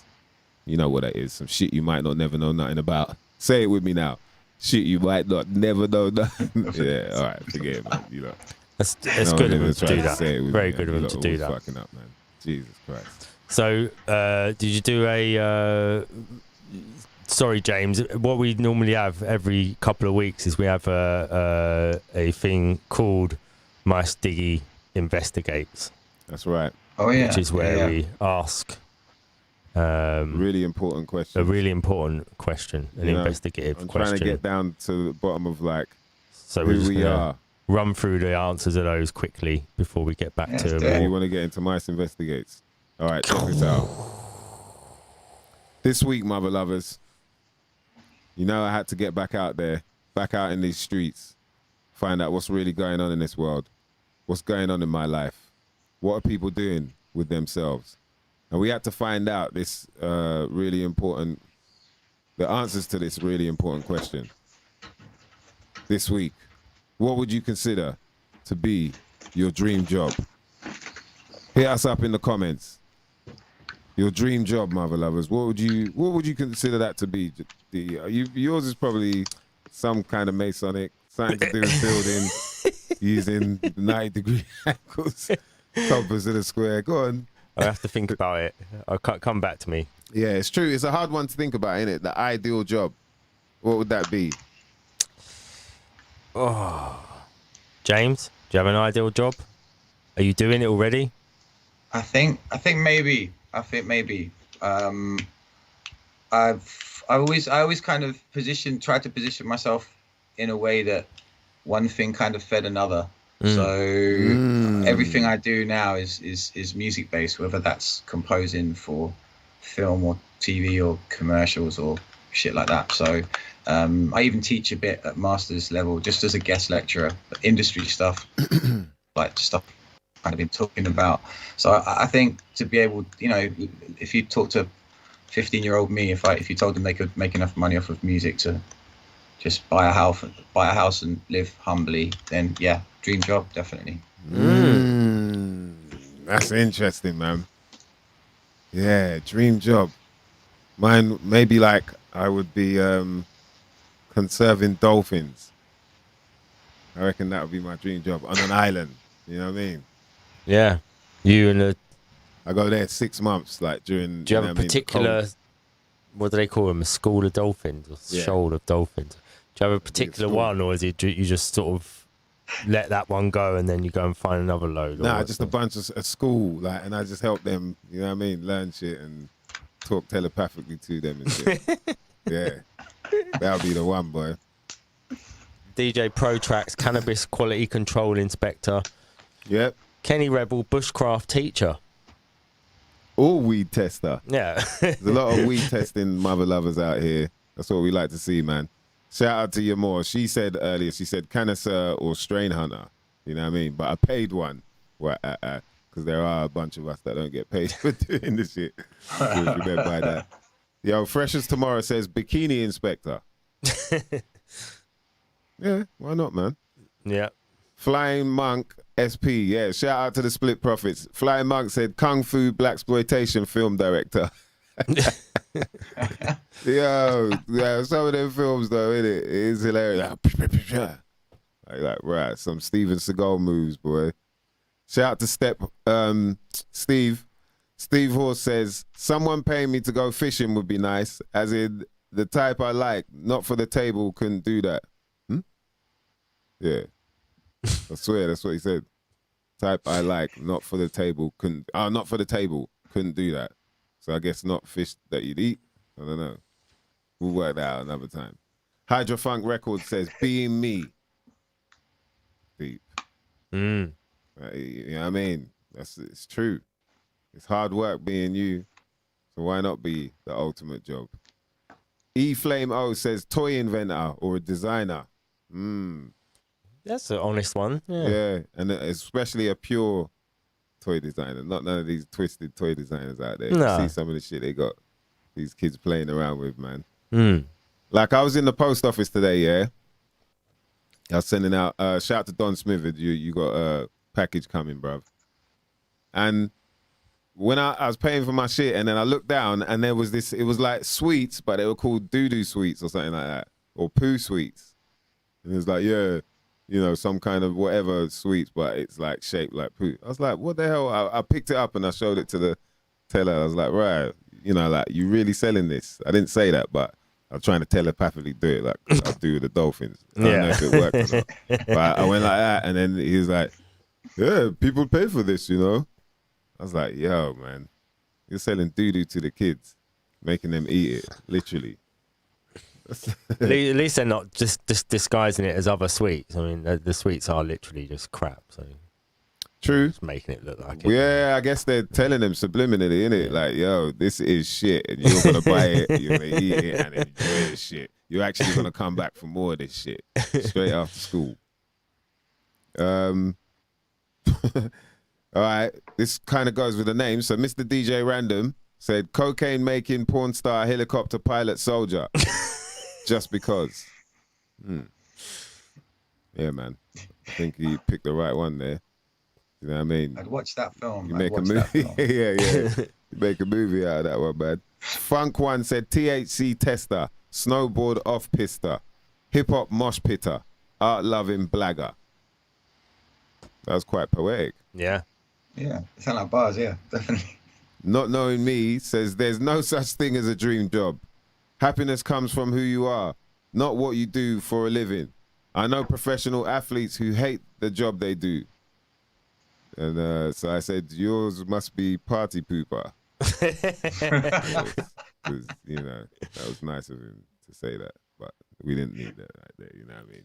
We're just finding out from these mother lovers what kind of job they want, man. You ain't got to come up in here and get We've got deep. IBMCs in the chats. Supervillain, that's a good job. Yeah. Yeah, supervillain would be sick, innit? And then Hobbit is saying 5-star holiday tester, minimum contract of 3 months per job. Hey, with the swimming pool. I bet he's with the swimming pool. And I thought that job was just called influencer these days. It's true, you know. Influencer, man. So how do you feel about this influencer thing? You know, considering it's like you've been doing, you know what I mean, the opposite in a way, like making sure people come to you for gigs and whatnot. So it's like using your actual talent, the music, to influence them. And then now it's like, oh, it's that easy that you just post loads of pictures where it looks like you're on holiday somewhere, and now you get a whole bunch of followers and you can get anywhere you want. Like, you know what I mean? What kind of world do you think we're living in? It's a weird timeline. It's a very strange timeline. It is, man. It is. Like, the shit cracks me up, man. You literally, like, someone can just turn into a star over the course of like 3 or 4 months now, because they're doing some crazy shit online or whatever. And then a bunch of people just want to keep seeing them do that crazy shit. Next minute, they can go and record a tune. But yeah, I got my song on Spotify. I was going to say, the thing about it, I think that is important, is that kids are super clued up now. And by kids, I don't mean like super young people. The people that I sort of teach sometimes about music industry stuff, and I read their sort of their business plans as part of their projects and stuff. And these people already have, you know, blockchain contracts, NFT stuff, you know, like TikTok profiles, marketing spend. These people, they know what they're doing. And yeah, it is mad, but it isn't easy. It takes a business brain to do that. So, you know, it seems to be that, and I've always thought that it was the side of me that had a business brain that would want to do all the paperwork side of things in order to be able to enjoy the other thing properly. So in that sense, I do rate the work ethic of it. It's a job to do that. You know, it is a job. You know, it does take all day. Yeah, and you have to play algorithm games. And if you think about it, as a musician, all we think about is how do we crack those algorithm games. And all right, they might not have what we consider to be, you know, soul infused content as such, but they have the ability to get their content across to you, and that's a game that we as independent musicians need to become a part of, need to learn how to do. It's tricky though, right? Because it kind of entails a certain type of attitude towards like putting yourself out there. Do you know what I mean? Where you know, like I'm saying, you've done it in a way where you haven't had to do that. You know, like I find for a lot of us from a certain era, especially in terms of putting out music, we were used to doing it in a physical way. And, you know, not just like talking about CDs, tapes and vinyl and whatnot, but also actually being out there, you know, going to the record store or whatnot. But now it's a different thing. And then let alone you don't feel like you have the same presence as you would have had before. It more feels like you're sort of begging people to check this thing, you know what I mean? Like you keep asking and whatnot, as opposed to just going here and people go, oh, right, check this out, check, you know. And so, yeah, it's sort of, tables turn in a weird way, but, you know, like I was saying, I think you've managed to do that from way back when it was even a lot harder to do that, you know, like get yourself out there independently and for people to show you that much respect as they would to a signed band, you know, a band that have like the marketing behind them or whatever. That says a lot, man. Thank you. Yeah, I mean, I guess it was belief in what we did, and I think also that hustle for gigs thing, it does come from the band side of things. You know, it's like they were always hustling for gigs and stuff. And when I was, you know, when my band first moved to Liverpool, and I was down in Kent. I'm from Enfield, but I was living down in Kent. And when my band left, I was just putting on shows instead, because suddenly I didn't have a band, and I still wanted to do music, so I would just put bands on and stuff. And so, you know, I was like promoting little bits and bobs when I was like, I don't know, 17 something, 18. So yeah, I just always loved doing stuff, and that legwork ethic from being in a band was always there. Thus sending your demos off to record labels, and, you know, hearing the story of Bjork being signed to One Little Indian, and then, you know, this massive deal coming in from this massive label, and then letting her go, and just, you know, sending your demo off to One Little Indian and actually getting a physical letter back that said, you know, thanks but no thanks. You know, that was all part of the hustle back then, man. It was just like, if you wanted something to happen, you had to do it, because I think, you know, show my age, and I don't think there was a Facebook. I mean, we had MySpace, but I guess, but the good old days, the good old MySpace days, mate. The top 8. Dad, remember you had me in the top 8 for about 5 months. Remember that? Oh, mate. Oh, MySpace, yeah. Then he had the top 20, but we also had Loot. Loot. Yeah, do you not remember Luke? Nah, I didn't get that deep. You see, Dan went deep, man. Well, but NME, Melody Maker, any of these things, you know, that was what he used to have. You had to like put adverts in the back of those things, or like. Oh, Luke! Wow. Not so much for music. Well, you could have your text battles on ukhh.com. I even used to do that. Wow. Text battles, boy. Yeah, I like, you know, with Stig and the Dump and people like that. Just little netsies. Where's Bruce Willis, man? This is the time he'd pop up there. Shout out to Blue Fliggy. Remember Bluefoot on there? DJ Bluefoot. Yeah, I do. Yeah.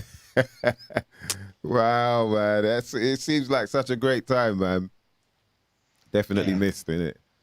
Yeah, definitely, man. I miss all of those, that vibe, those nights, that scene. Yeah, it was fun. It was really good. So let's talk about the new project then. The name, the vibe behind it, the curation. How did you put it together? Like, obviously being away and whatnot. I finished the last vocal on it on February, whatever it was, like the day after the show or something like that. So 2020. So it in essence, everything but the strings and a lot of mixing were pretty much done.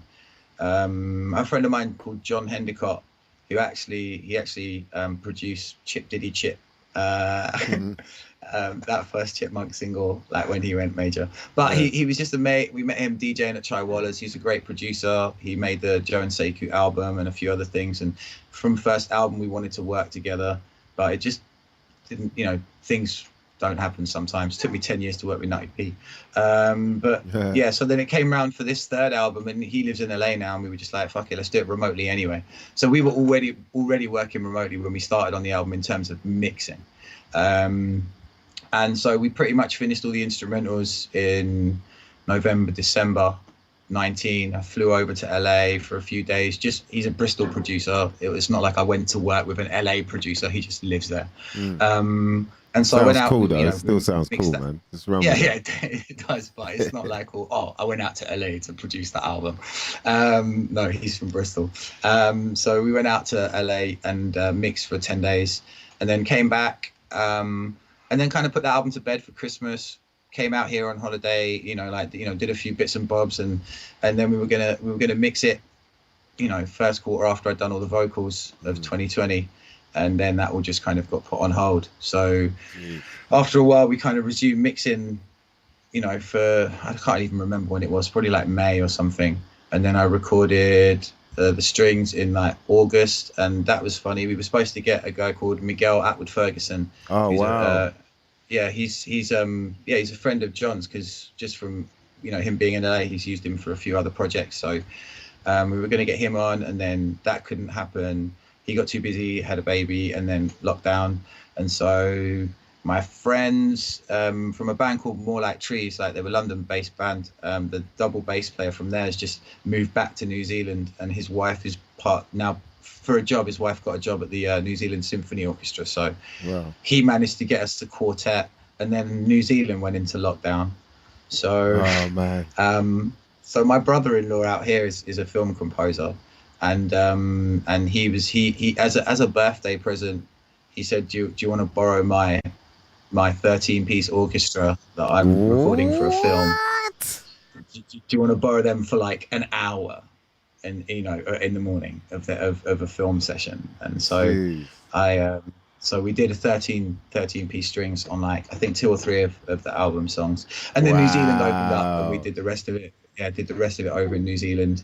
So this is kind of coming up to the tail end of 2020, and then we got it mixed, I think either end of 2020. I'm sorry, we got it mastered end of 2020, beginning of 21 by Prash, the engineers guys, who I know through Lyndon and Foreign Beggars and all those guys. And they're amazing. I wanted to work with them for ages. We used to play a few shows with them when they were a live act as well. And so we had this mastered album, and then it was a case of just waiting. We were adamant we didn't want to put the album out until we could tour it, because like we've been talking about, like touring is a massive thing to support a record. I mean, we're not talking massive numbers across the world, so every person that watches you live hopefully is someone who's gonna come and hopefully listen to a song or buy an album or something. So we didn't feel like the record would have legs if there wasn't a tour with it. And we'd seen a lot of our friends put music out over 2020. Only even bigger people. I mean, I think some people don't know Childish Gambino put an album out like last year, like in 2020. People, stuff like that. And because people weren't touring, and people's focus was elsewhere, and so that we just felt that records were just disappearing off the face of the planet after a couple of weeks. And so we didn't want to do that. We thought we'd worked too hard and too long on this album to do that. So we just held on to it. And being out here and in Taiwan and looking at the rest of the world, it feels a little bit different. Like it feels like you can kind of see what's happening. And so, when I would talk to my agent in 2020, he'd be like, "Let's try and go August." And I'd be like, "That's not happening, bro. It's not." And then he's like, "Well, what about October?" And I know that he ended up rescheduling tours maybe 2, 3, 4 times in the last sort of 18 months, same tours, same bands. And I just didn't want a bar of it. Like looking from out here, when the whole of Taiwan's 0 cases in the community every day, and they're just my friends are coming up to me and going, "What are you lot? What's your government doing?" Like, and so so we sat on it, and now it looks like, well, I mean, we didn't crack it, but we're over it. And it's time to, we can tour it now. So I'm lucky I made a bunch of videos while I was out here because I could. So we just sat on the music and tried to create a plan or a strategy to try and go. So we stacked up a few videos in advance, just used that time wisely. And I've actually pretty much finished the next EP, I think. Wow. Just try to use the time wisely. So so just sitting on it basically is the short answer. Sorry. Nah, man, it's good though. It's good that it's coming out now, man. You know what I mean? So you said you got a bunch of videos coming for it. Yeah, we dropped one last Friday, and then that single comes out. For me, it's tomorrow because it's Thursday morning now. But yeah, it comes out Friday, and then another single probably March, and then another one in April with the album. Yeah. Right, that's heavy, man. And the album is called Control. That's how I pronounce it, right? That's the single. The album's called Vermillion Sands. This is Control's the single. Right. That's the one that comes out Friday. Okay. Right. That's the one that comes out Friday. Okay. Sorry. Yeah, sorry. No, you said that's the one. Yeah, for Friday. Okay. Play a little snippet. And the album's called Vermillion Sands. Yeah. Vermillion Sands. Yeah. Ah, see. Okay. What's the idea behind that name? Well, I read a lot of a guy called J.G. Ballard. If you might know a film called Empire of the Sun. J.G. Ballard's from this area where the studio is. Yeah. So, yeah. Oh, amazing. So we know That's him well, amazing. mate. You know what I We know mean? him well. Yeah. Well. Yeah. Oh, yeah, So yeah. I'm a big fan of his, and I just really like the way that, you know, this kind of dystopian future. It's not as, I mean, it can be, but it's not like kind of like fully 1984 depressing, but it's very much a possible future, very much about human conditions. I mean, he was he grew up a lot of in Shanghai and Hong Kong quite a lot as well. You know, during the 30s, so he saw a lot of crazy shit happen. Ended up in an internment camp in Shanghai under Japanese rule. There's a film about that, isn't there, as well? Is it? That's Empire of the Sun. Empire of That's the Sun, one yeah. with a 12-year-old Christian Bale playing that's it. J.G. Ballard. Wow, Yeah, yeah. 12-year-old Christian Bale. Yeah. So He's then gonna make it from way back, man. let's carry on. Sorry. Yeah, and I just feel no. I just feel like he just talks about life in a way I really like, and it's pretty dystopian, but it's kind of the vibe, right? That's the world we live in. And so, you know, the first album has a couple of song titles and references to short stories of his. Second album is named after a collection of short stories of his. It's like called the Atrocity Exhibition, which is just a bunch of short stories which are like about the human condition, you know, almost like the 7 deadly sins, not quite that, but like different kind of visuals of how the human psyche works and stuff. And the third one is that's the book, and so the album's kind of the same. All the songs are about different elements of the human condition, and then, I mean, loosely. And then the third album, Vermillion Sands, is another book of short stories by J.G. Ballard, and that's kind of about, they're all these short random stories, all just set in this kind of fictional resort of the future for the rich and famous, and it's kind of completely dilapidated. You know, it's just like an echo of what that used to be, and so it's kind of just people roam around it. It's kind of, yeah, like, and it's just the kind of about echoes of this kind of life of opulence and you know, everything you can have at the touch of a button, but how quickly that can change and how much that actually means. And so it's just a bunch of songs that kind of loosely are based around this kind of fictional resort. Gee, it sounds like it's going to be a journey, boy. Yeah, I hope so. Yeah, that's kind of the intention. But yeah. Oh, definitely, man. People look out for that, please. We'll play a bit of the track now. Yeah. We play a little bit, you know what I mean? Give people a little bit, a snippet or two. Yeah. You know what I mean? They just line this it up. Some exclusivity for you mother lovers, man.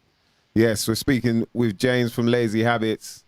Crazy ass band, man. I've seen you lot smash a few different jams as well. Not only that Most Def concert, but also at Glastonbury. I remember there was one time we was just all, it was like, yo, it was perfect timing as well. You know what I mean? Like, it's good to see, man. Yeah, thank you, man. Good to see, Such bro. a pleasure to be on, man. Thank you. It's a pleasure to have you on, Pleasure's man. ours. So let's get into this. Control, right? Yeah. Let us know what this is about and what they should expect. That's fire, man. Jeez, that's fire, bro. And I can hear as well, you're talking about what's going on. Saying about getting back. Wow, yeah!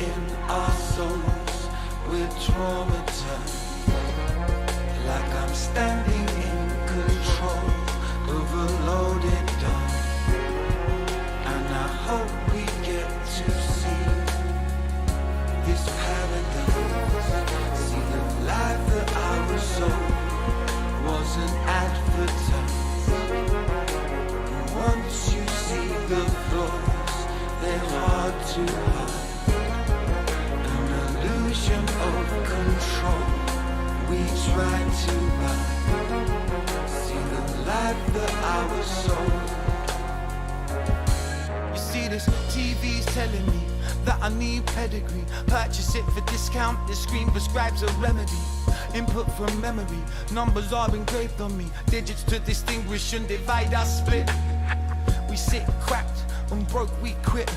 We paid for life decisions, but that pay don't fit. But wait, there's a hope, so relax, let's pray. I've heard there's a place, let's go, be brave. I play for the distance, sync with that. Conscious weaves and I'm back in the flat. Stirred from a scene with a rat-tat-tat. So I claw to return, but I can't get back. Well, they say in to win. When they saw they fly wing to wing. Nobody wanted me falling, so they swim. That's why I know when I smoke, the air's thin. And that chronic, like a tonic, what I feel. And darling, what I feel has such mass appeal. So alive in these fields, come alive in these fields. I might die in these fields.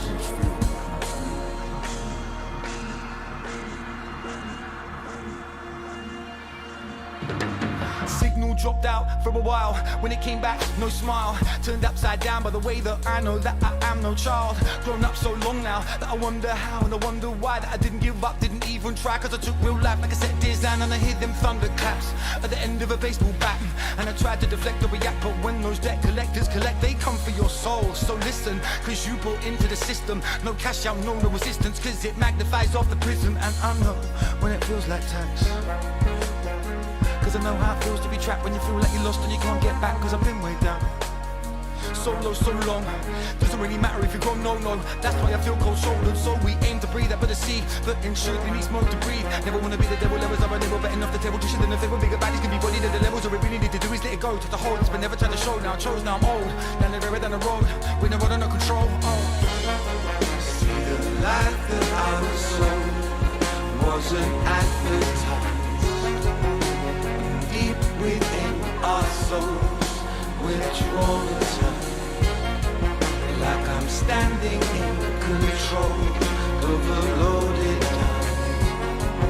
And I hope we get to see this paradise.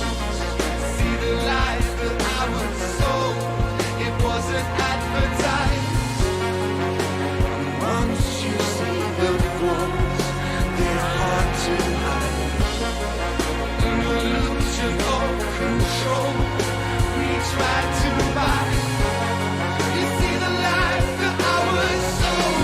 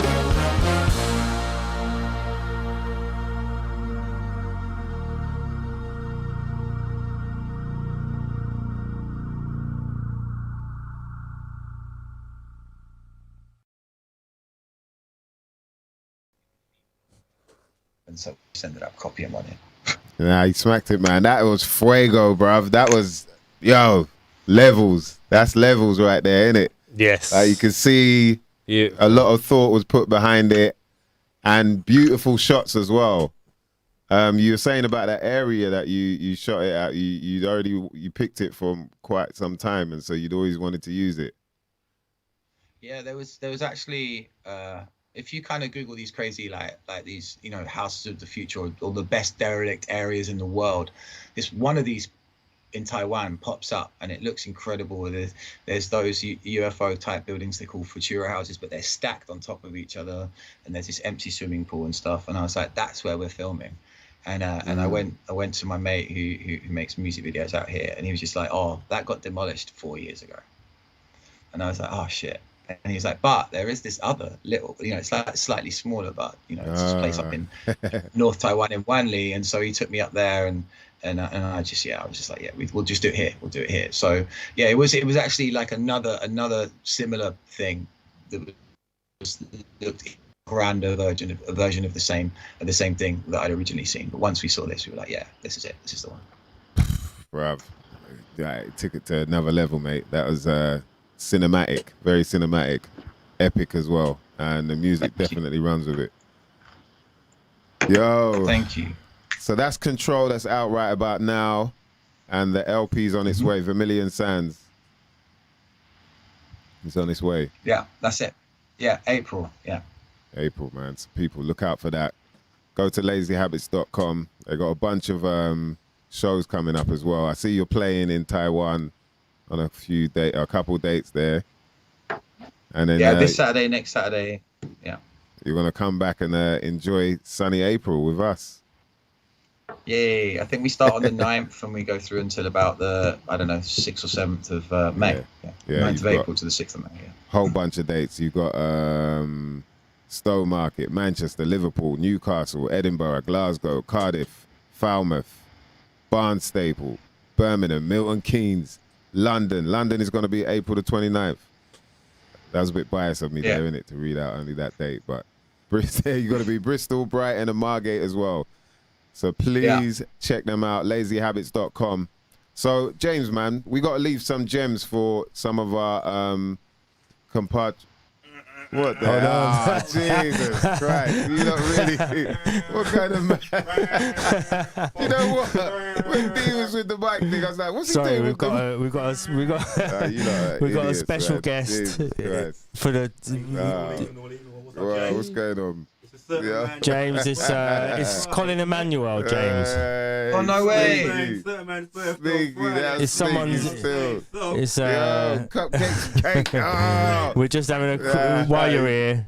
Cheeky, man. That's cheeky. Einstein in the building. Shout out to Black Einstein in the building. Let me just get Colin some headphones. Hold on. Yeah, let's get Colin. Oh, he's got some there, innit? Wow, look at this, man. Got me some... Is it? Is it chocolate velvet cake? It's been long enough. It's been long enough. I got some cupcakes and cake. You know what I mean? Is it your birthday?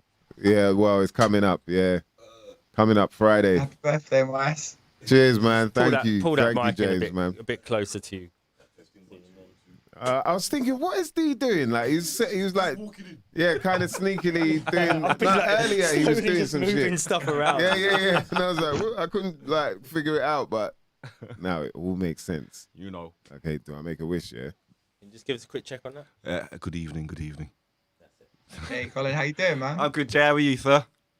Yeah, good, man. Long time no see. Yeah. Been listening next door. Been saying some good stuff, man. Bring back some good memories. Yeah, hey, boy. I've been watching you for the basketball, brother, as well, man. That looks sick. Thank you. Yeah, boy. Cheeky mother lovers.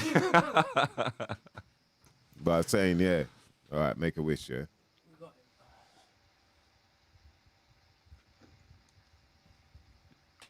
Hey. There you go. Let's have some candles I'm gonna and tweet my wish stuff in the chat for Mike's birthday. Candles. Candles up. Candles up. Come on with it. Put some wax on there. Beeswax. Right. So yeah, after that not so rude interruption. I'm joking. It wasn't rude. That was nice, man. I appreciate you, mother lovers, for doing that. You know what I mean? You can't see me blushing because the lighting ain't gonna allow that.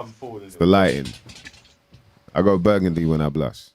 But James, man, I wanted to hit people off with some knowledge because, like you said, you do a lot of work helping people with sort of, working within the industry as an independent artist.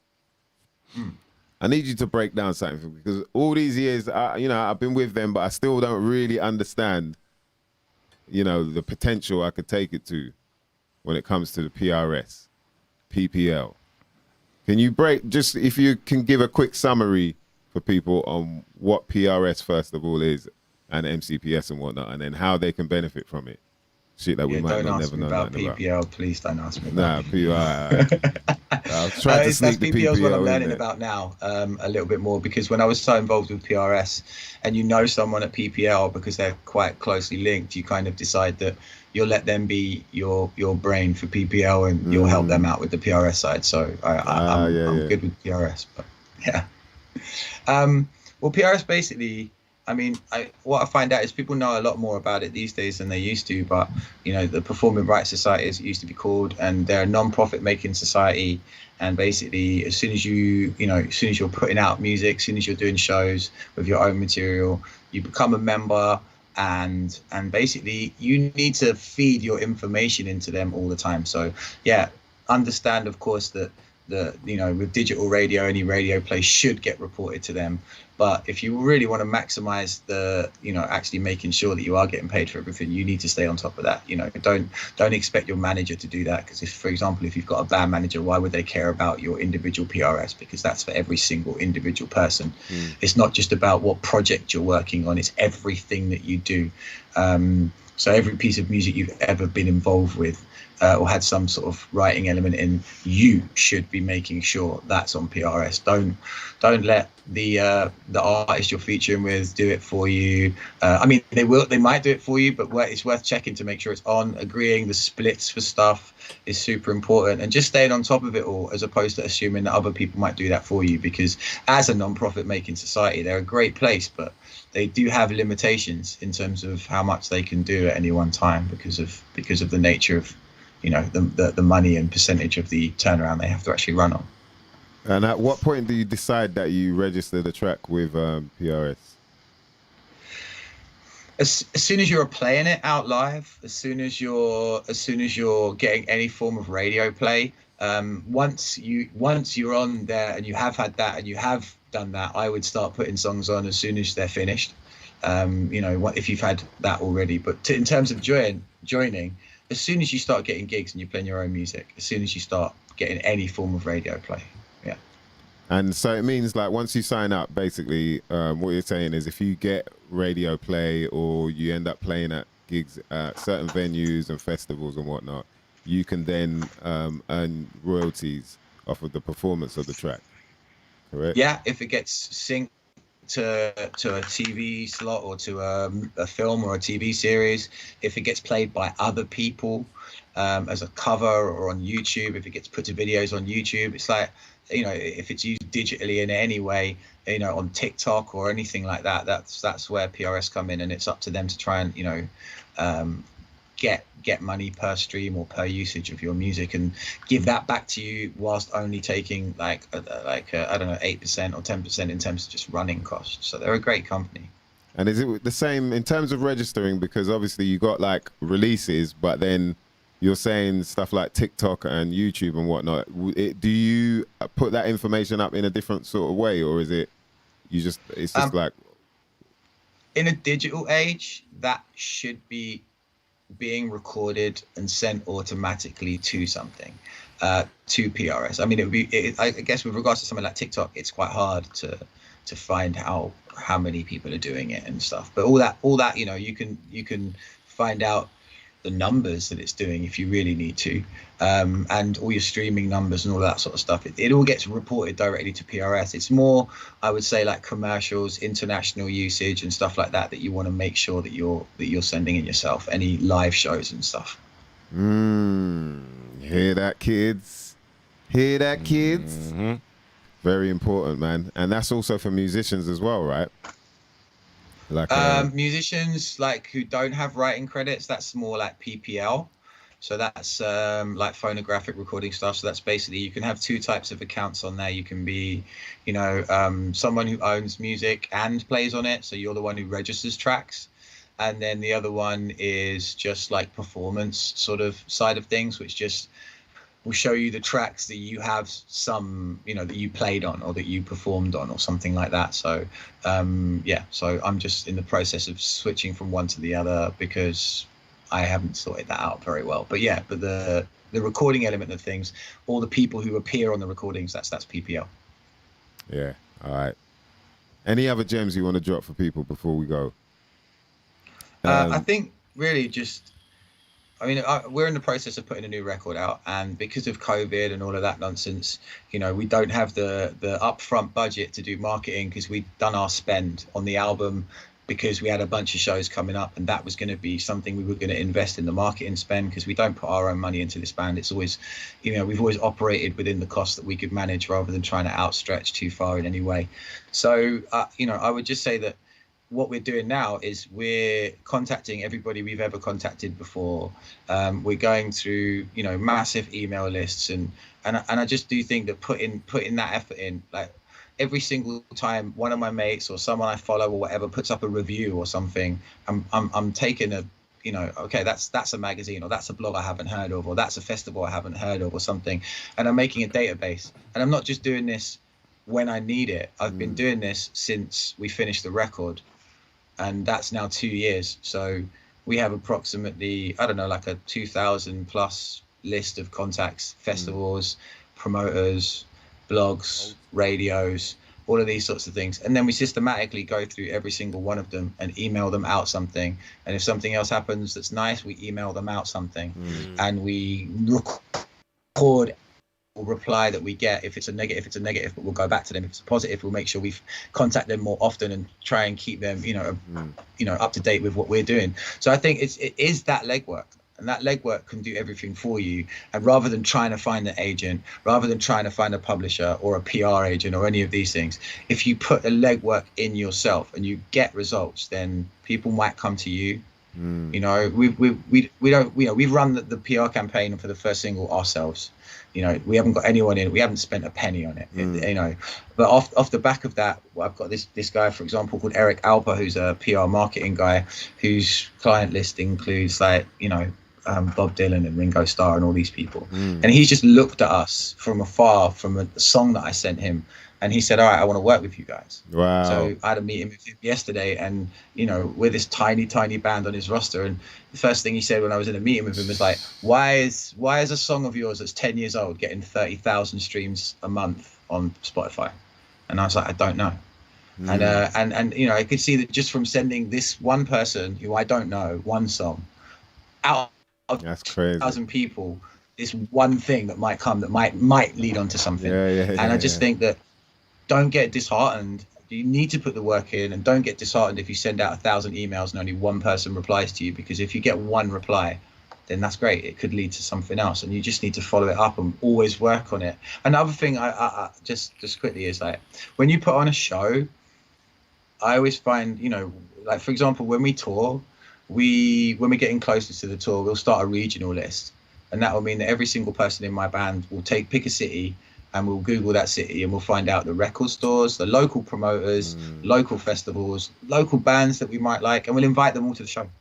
Everybody gets invited, and then they get a follow-up. And the amount of shows and festivals we've got off of inviting people to a show a couple of weeks before the show, just because we're there and it's local, it's outside of London, so perhaps there's not, like, you know, Flying Lotus on a Tuesday in a 50 capacity bar, and, you know, Method Man playing in front of 4 people here, and, you know, you get that choice of going to see your favorite artist in this tiny venue like you do in London. So if if there are events in other cities that don't have that many venues and shows on, then contacting all those people, you're more likely to get them to come, and everything leads to something else. So you just need to act like everything you do is going to lead to something else, and there needs to be a reason why you're doing it. That's not the end product. The show isn't the end product. The show is, you know, the one stepping stone of hopefully many more. Like, so it's always just about making every situation that you're in count for something.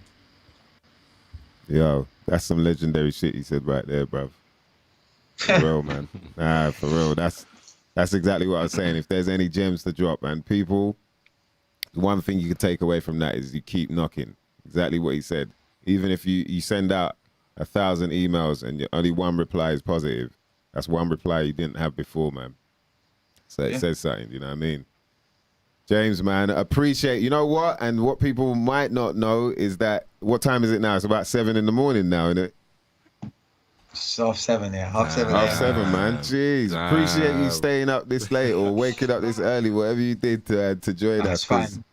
You know what I mean? I slept it means a lot. I slept a bit. Yeah, you did. Nah, man, that was wicked, brother, man. Really appreciate you coming on.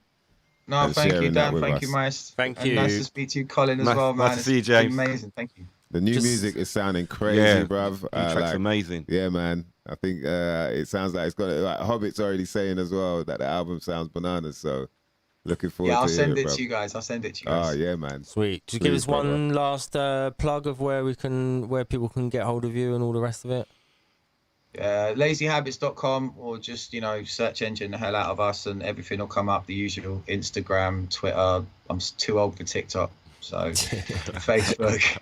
All the normal places that someone over the age of, I don't know, whatever I am, 40 or whatever. Yeah, anyone where you'd find that. The grandfather clock goes Sweet. TikTok, right? Yeah, Yeah. grandfather socials. Yeah, there. That's the one. Yeah, man. And then thanks for coming on. It's been like really good chat and Insightful, man. insightful information as I'm gonna well. sort my PRS out properly, boy. Yeah, gotta be done. Bro, I'm gonna have to holler you about the PRS shit. Why? He's been, Yeah, man. I'm he's been going on getting about this PRS for ages, and he said, "I've got someone coming on who Yeah, can tell me PRS. about it anyway." So. Yeah, Shout me man. whenever, man. I'm happy to talk about it. It's fine. Ah, bless, brother, man. Yes, man. Let's link when you get back over as well. Yeah, absolutely, man. That'd be great. Come to the London show. We'll do something beforehand. Yeah, And, for sure, man. yeah, that'd be great. Yes, man. Bless up, man. Definitely. Yeah, thank you very much, guys. I'll speak to you guys soon. Definitely. Love, Fire in the brother. chat. Oh, bro. Yeah, man. Right. Chat's Nice loving it, man. That's James from. Oh, he's cutting out. Cutting out there. That's James from Lazy Habits, mother lovers. Yo, thank you to everyone locked in right about now, man. All the chat room, we appreciate you. Beatbox Hobbit, nice one, JM. You're more bigger, man. Gleam. Yes, man. We appreciate all you bitches and bitchettes. See, we don't discriminate when we hail out people, you know what I mean? Shout to Kenny Rebel. Shout to Ken F. See Through the Script. IBMCs, of course, of course. Have I missed anyone out? Turbo Tubberlicious, man. Big up to the crew, man. Everyone locked in. Yeah. About to tuck into this. What type of cake is it?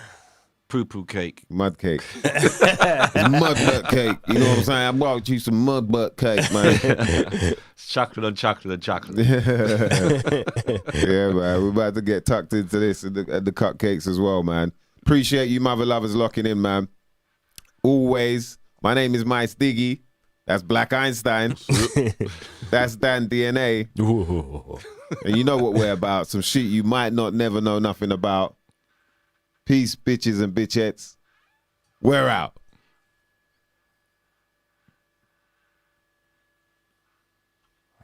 Sound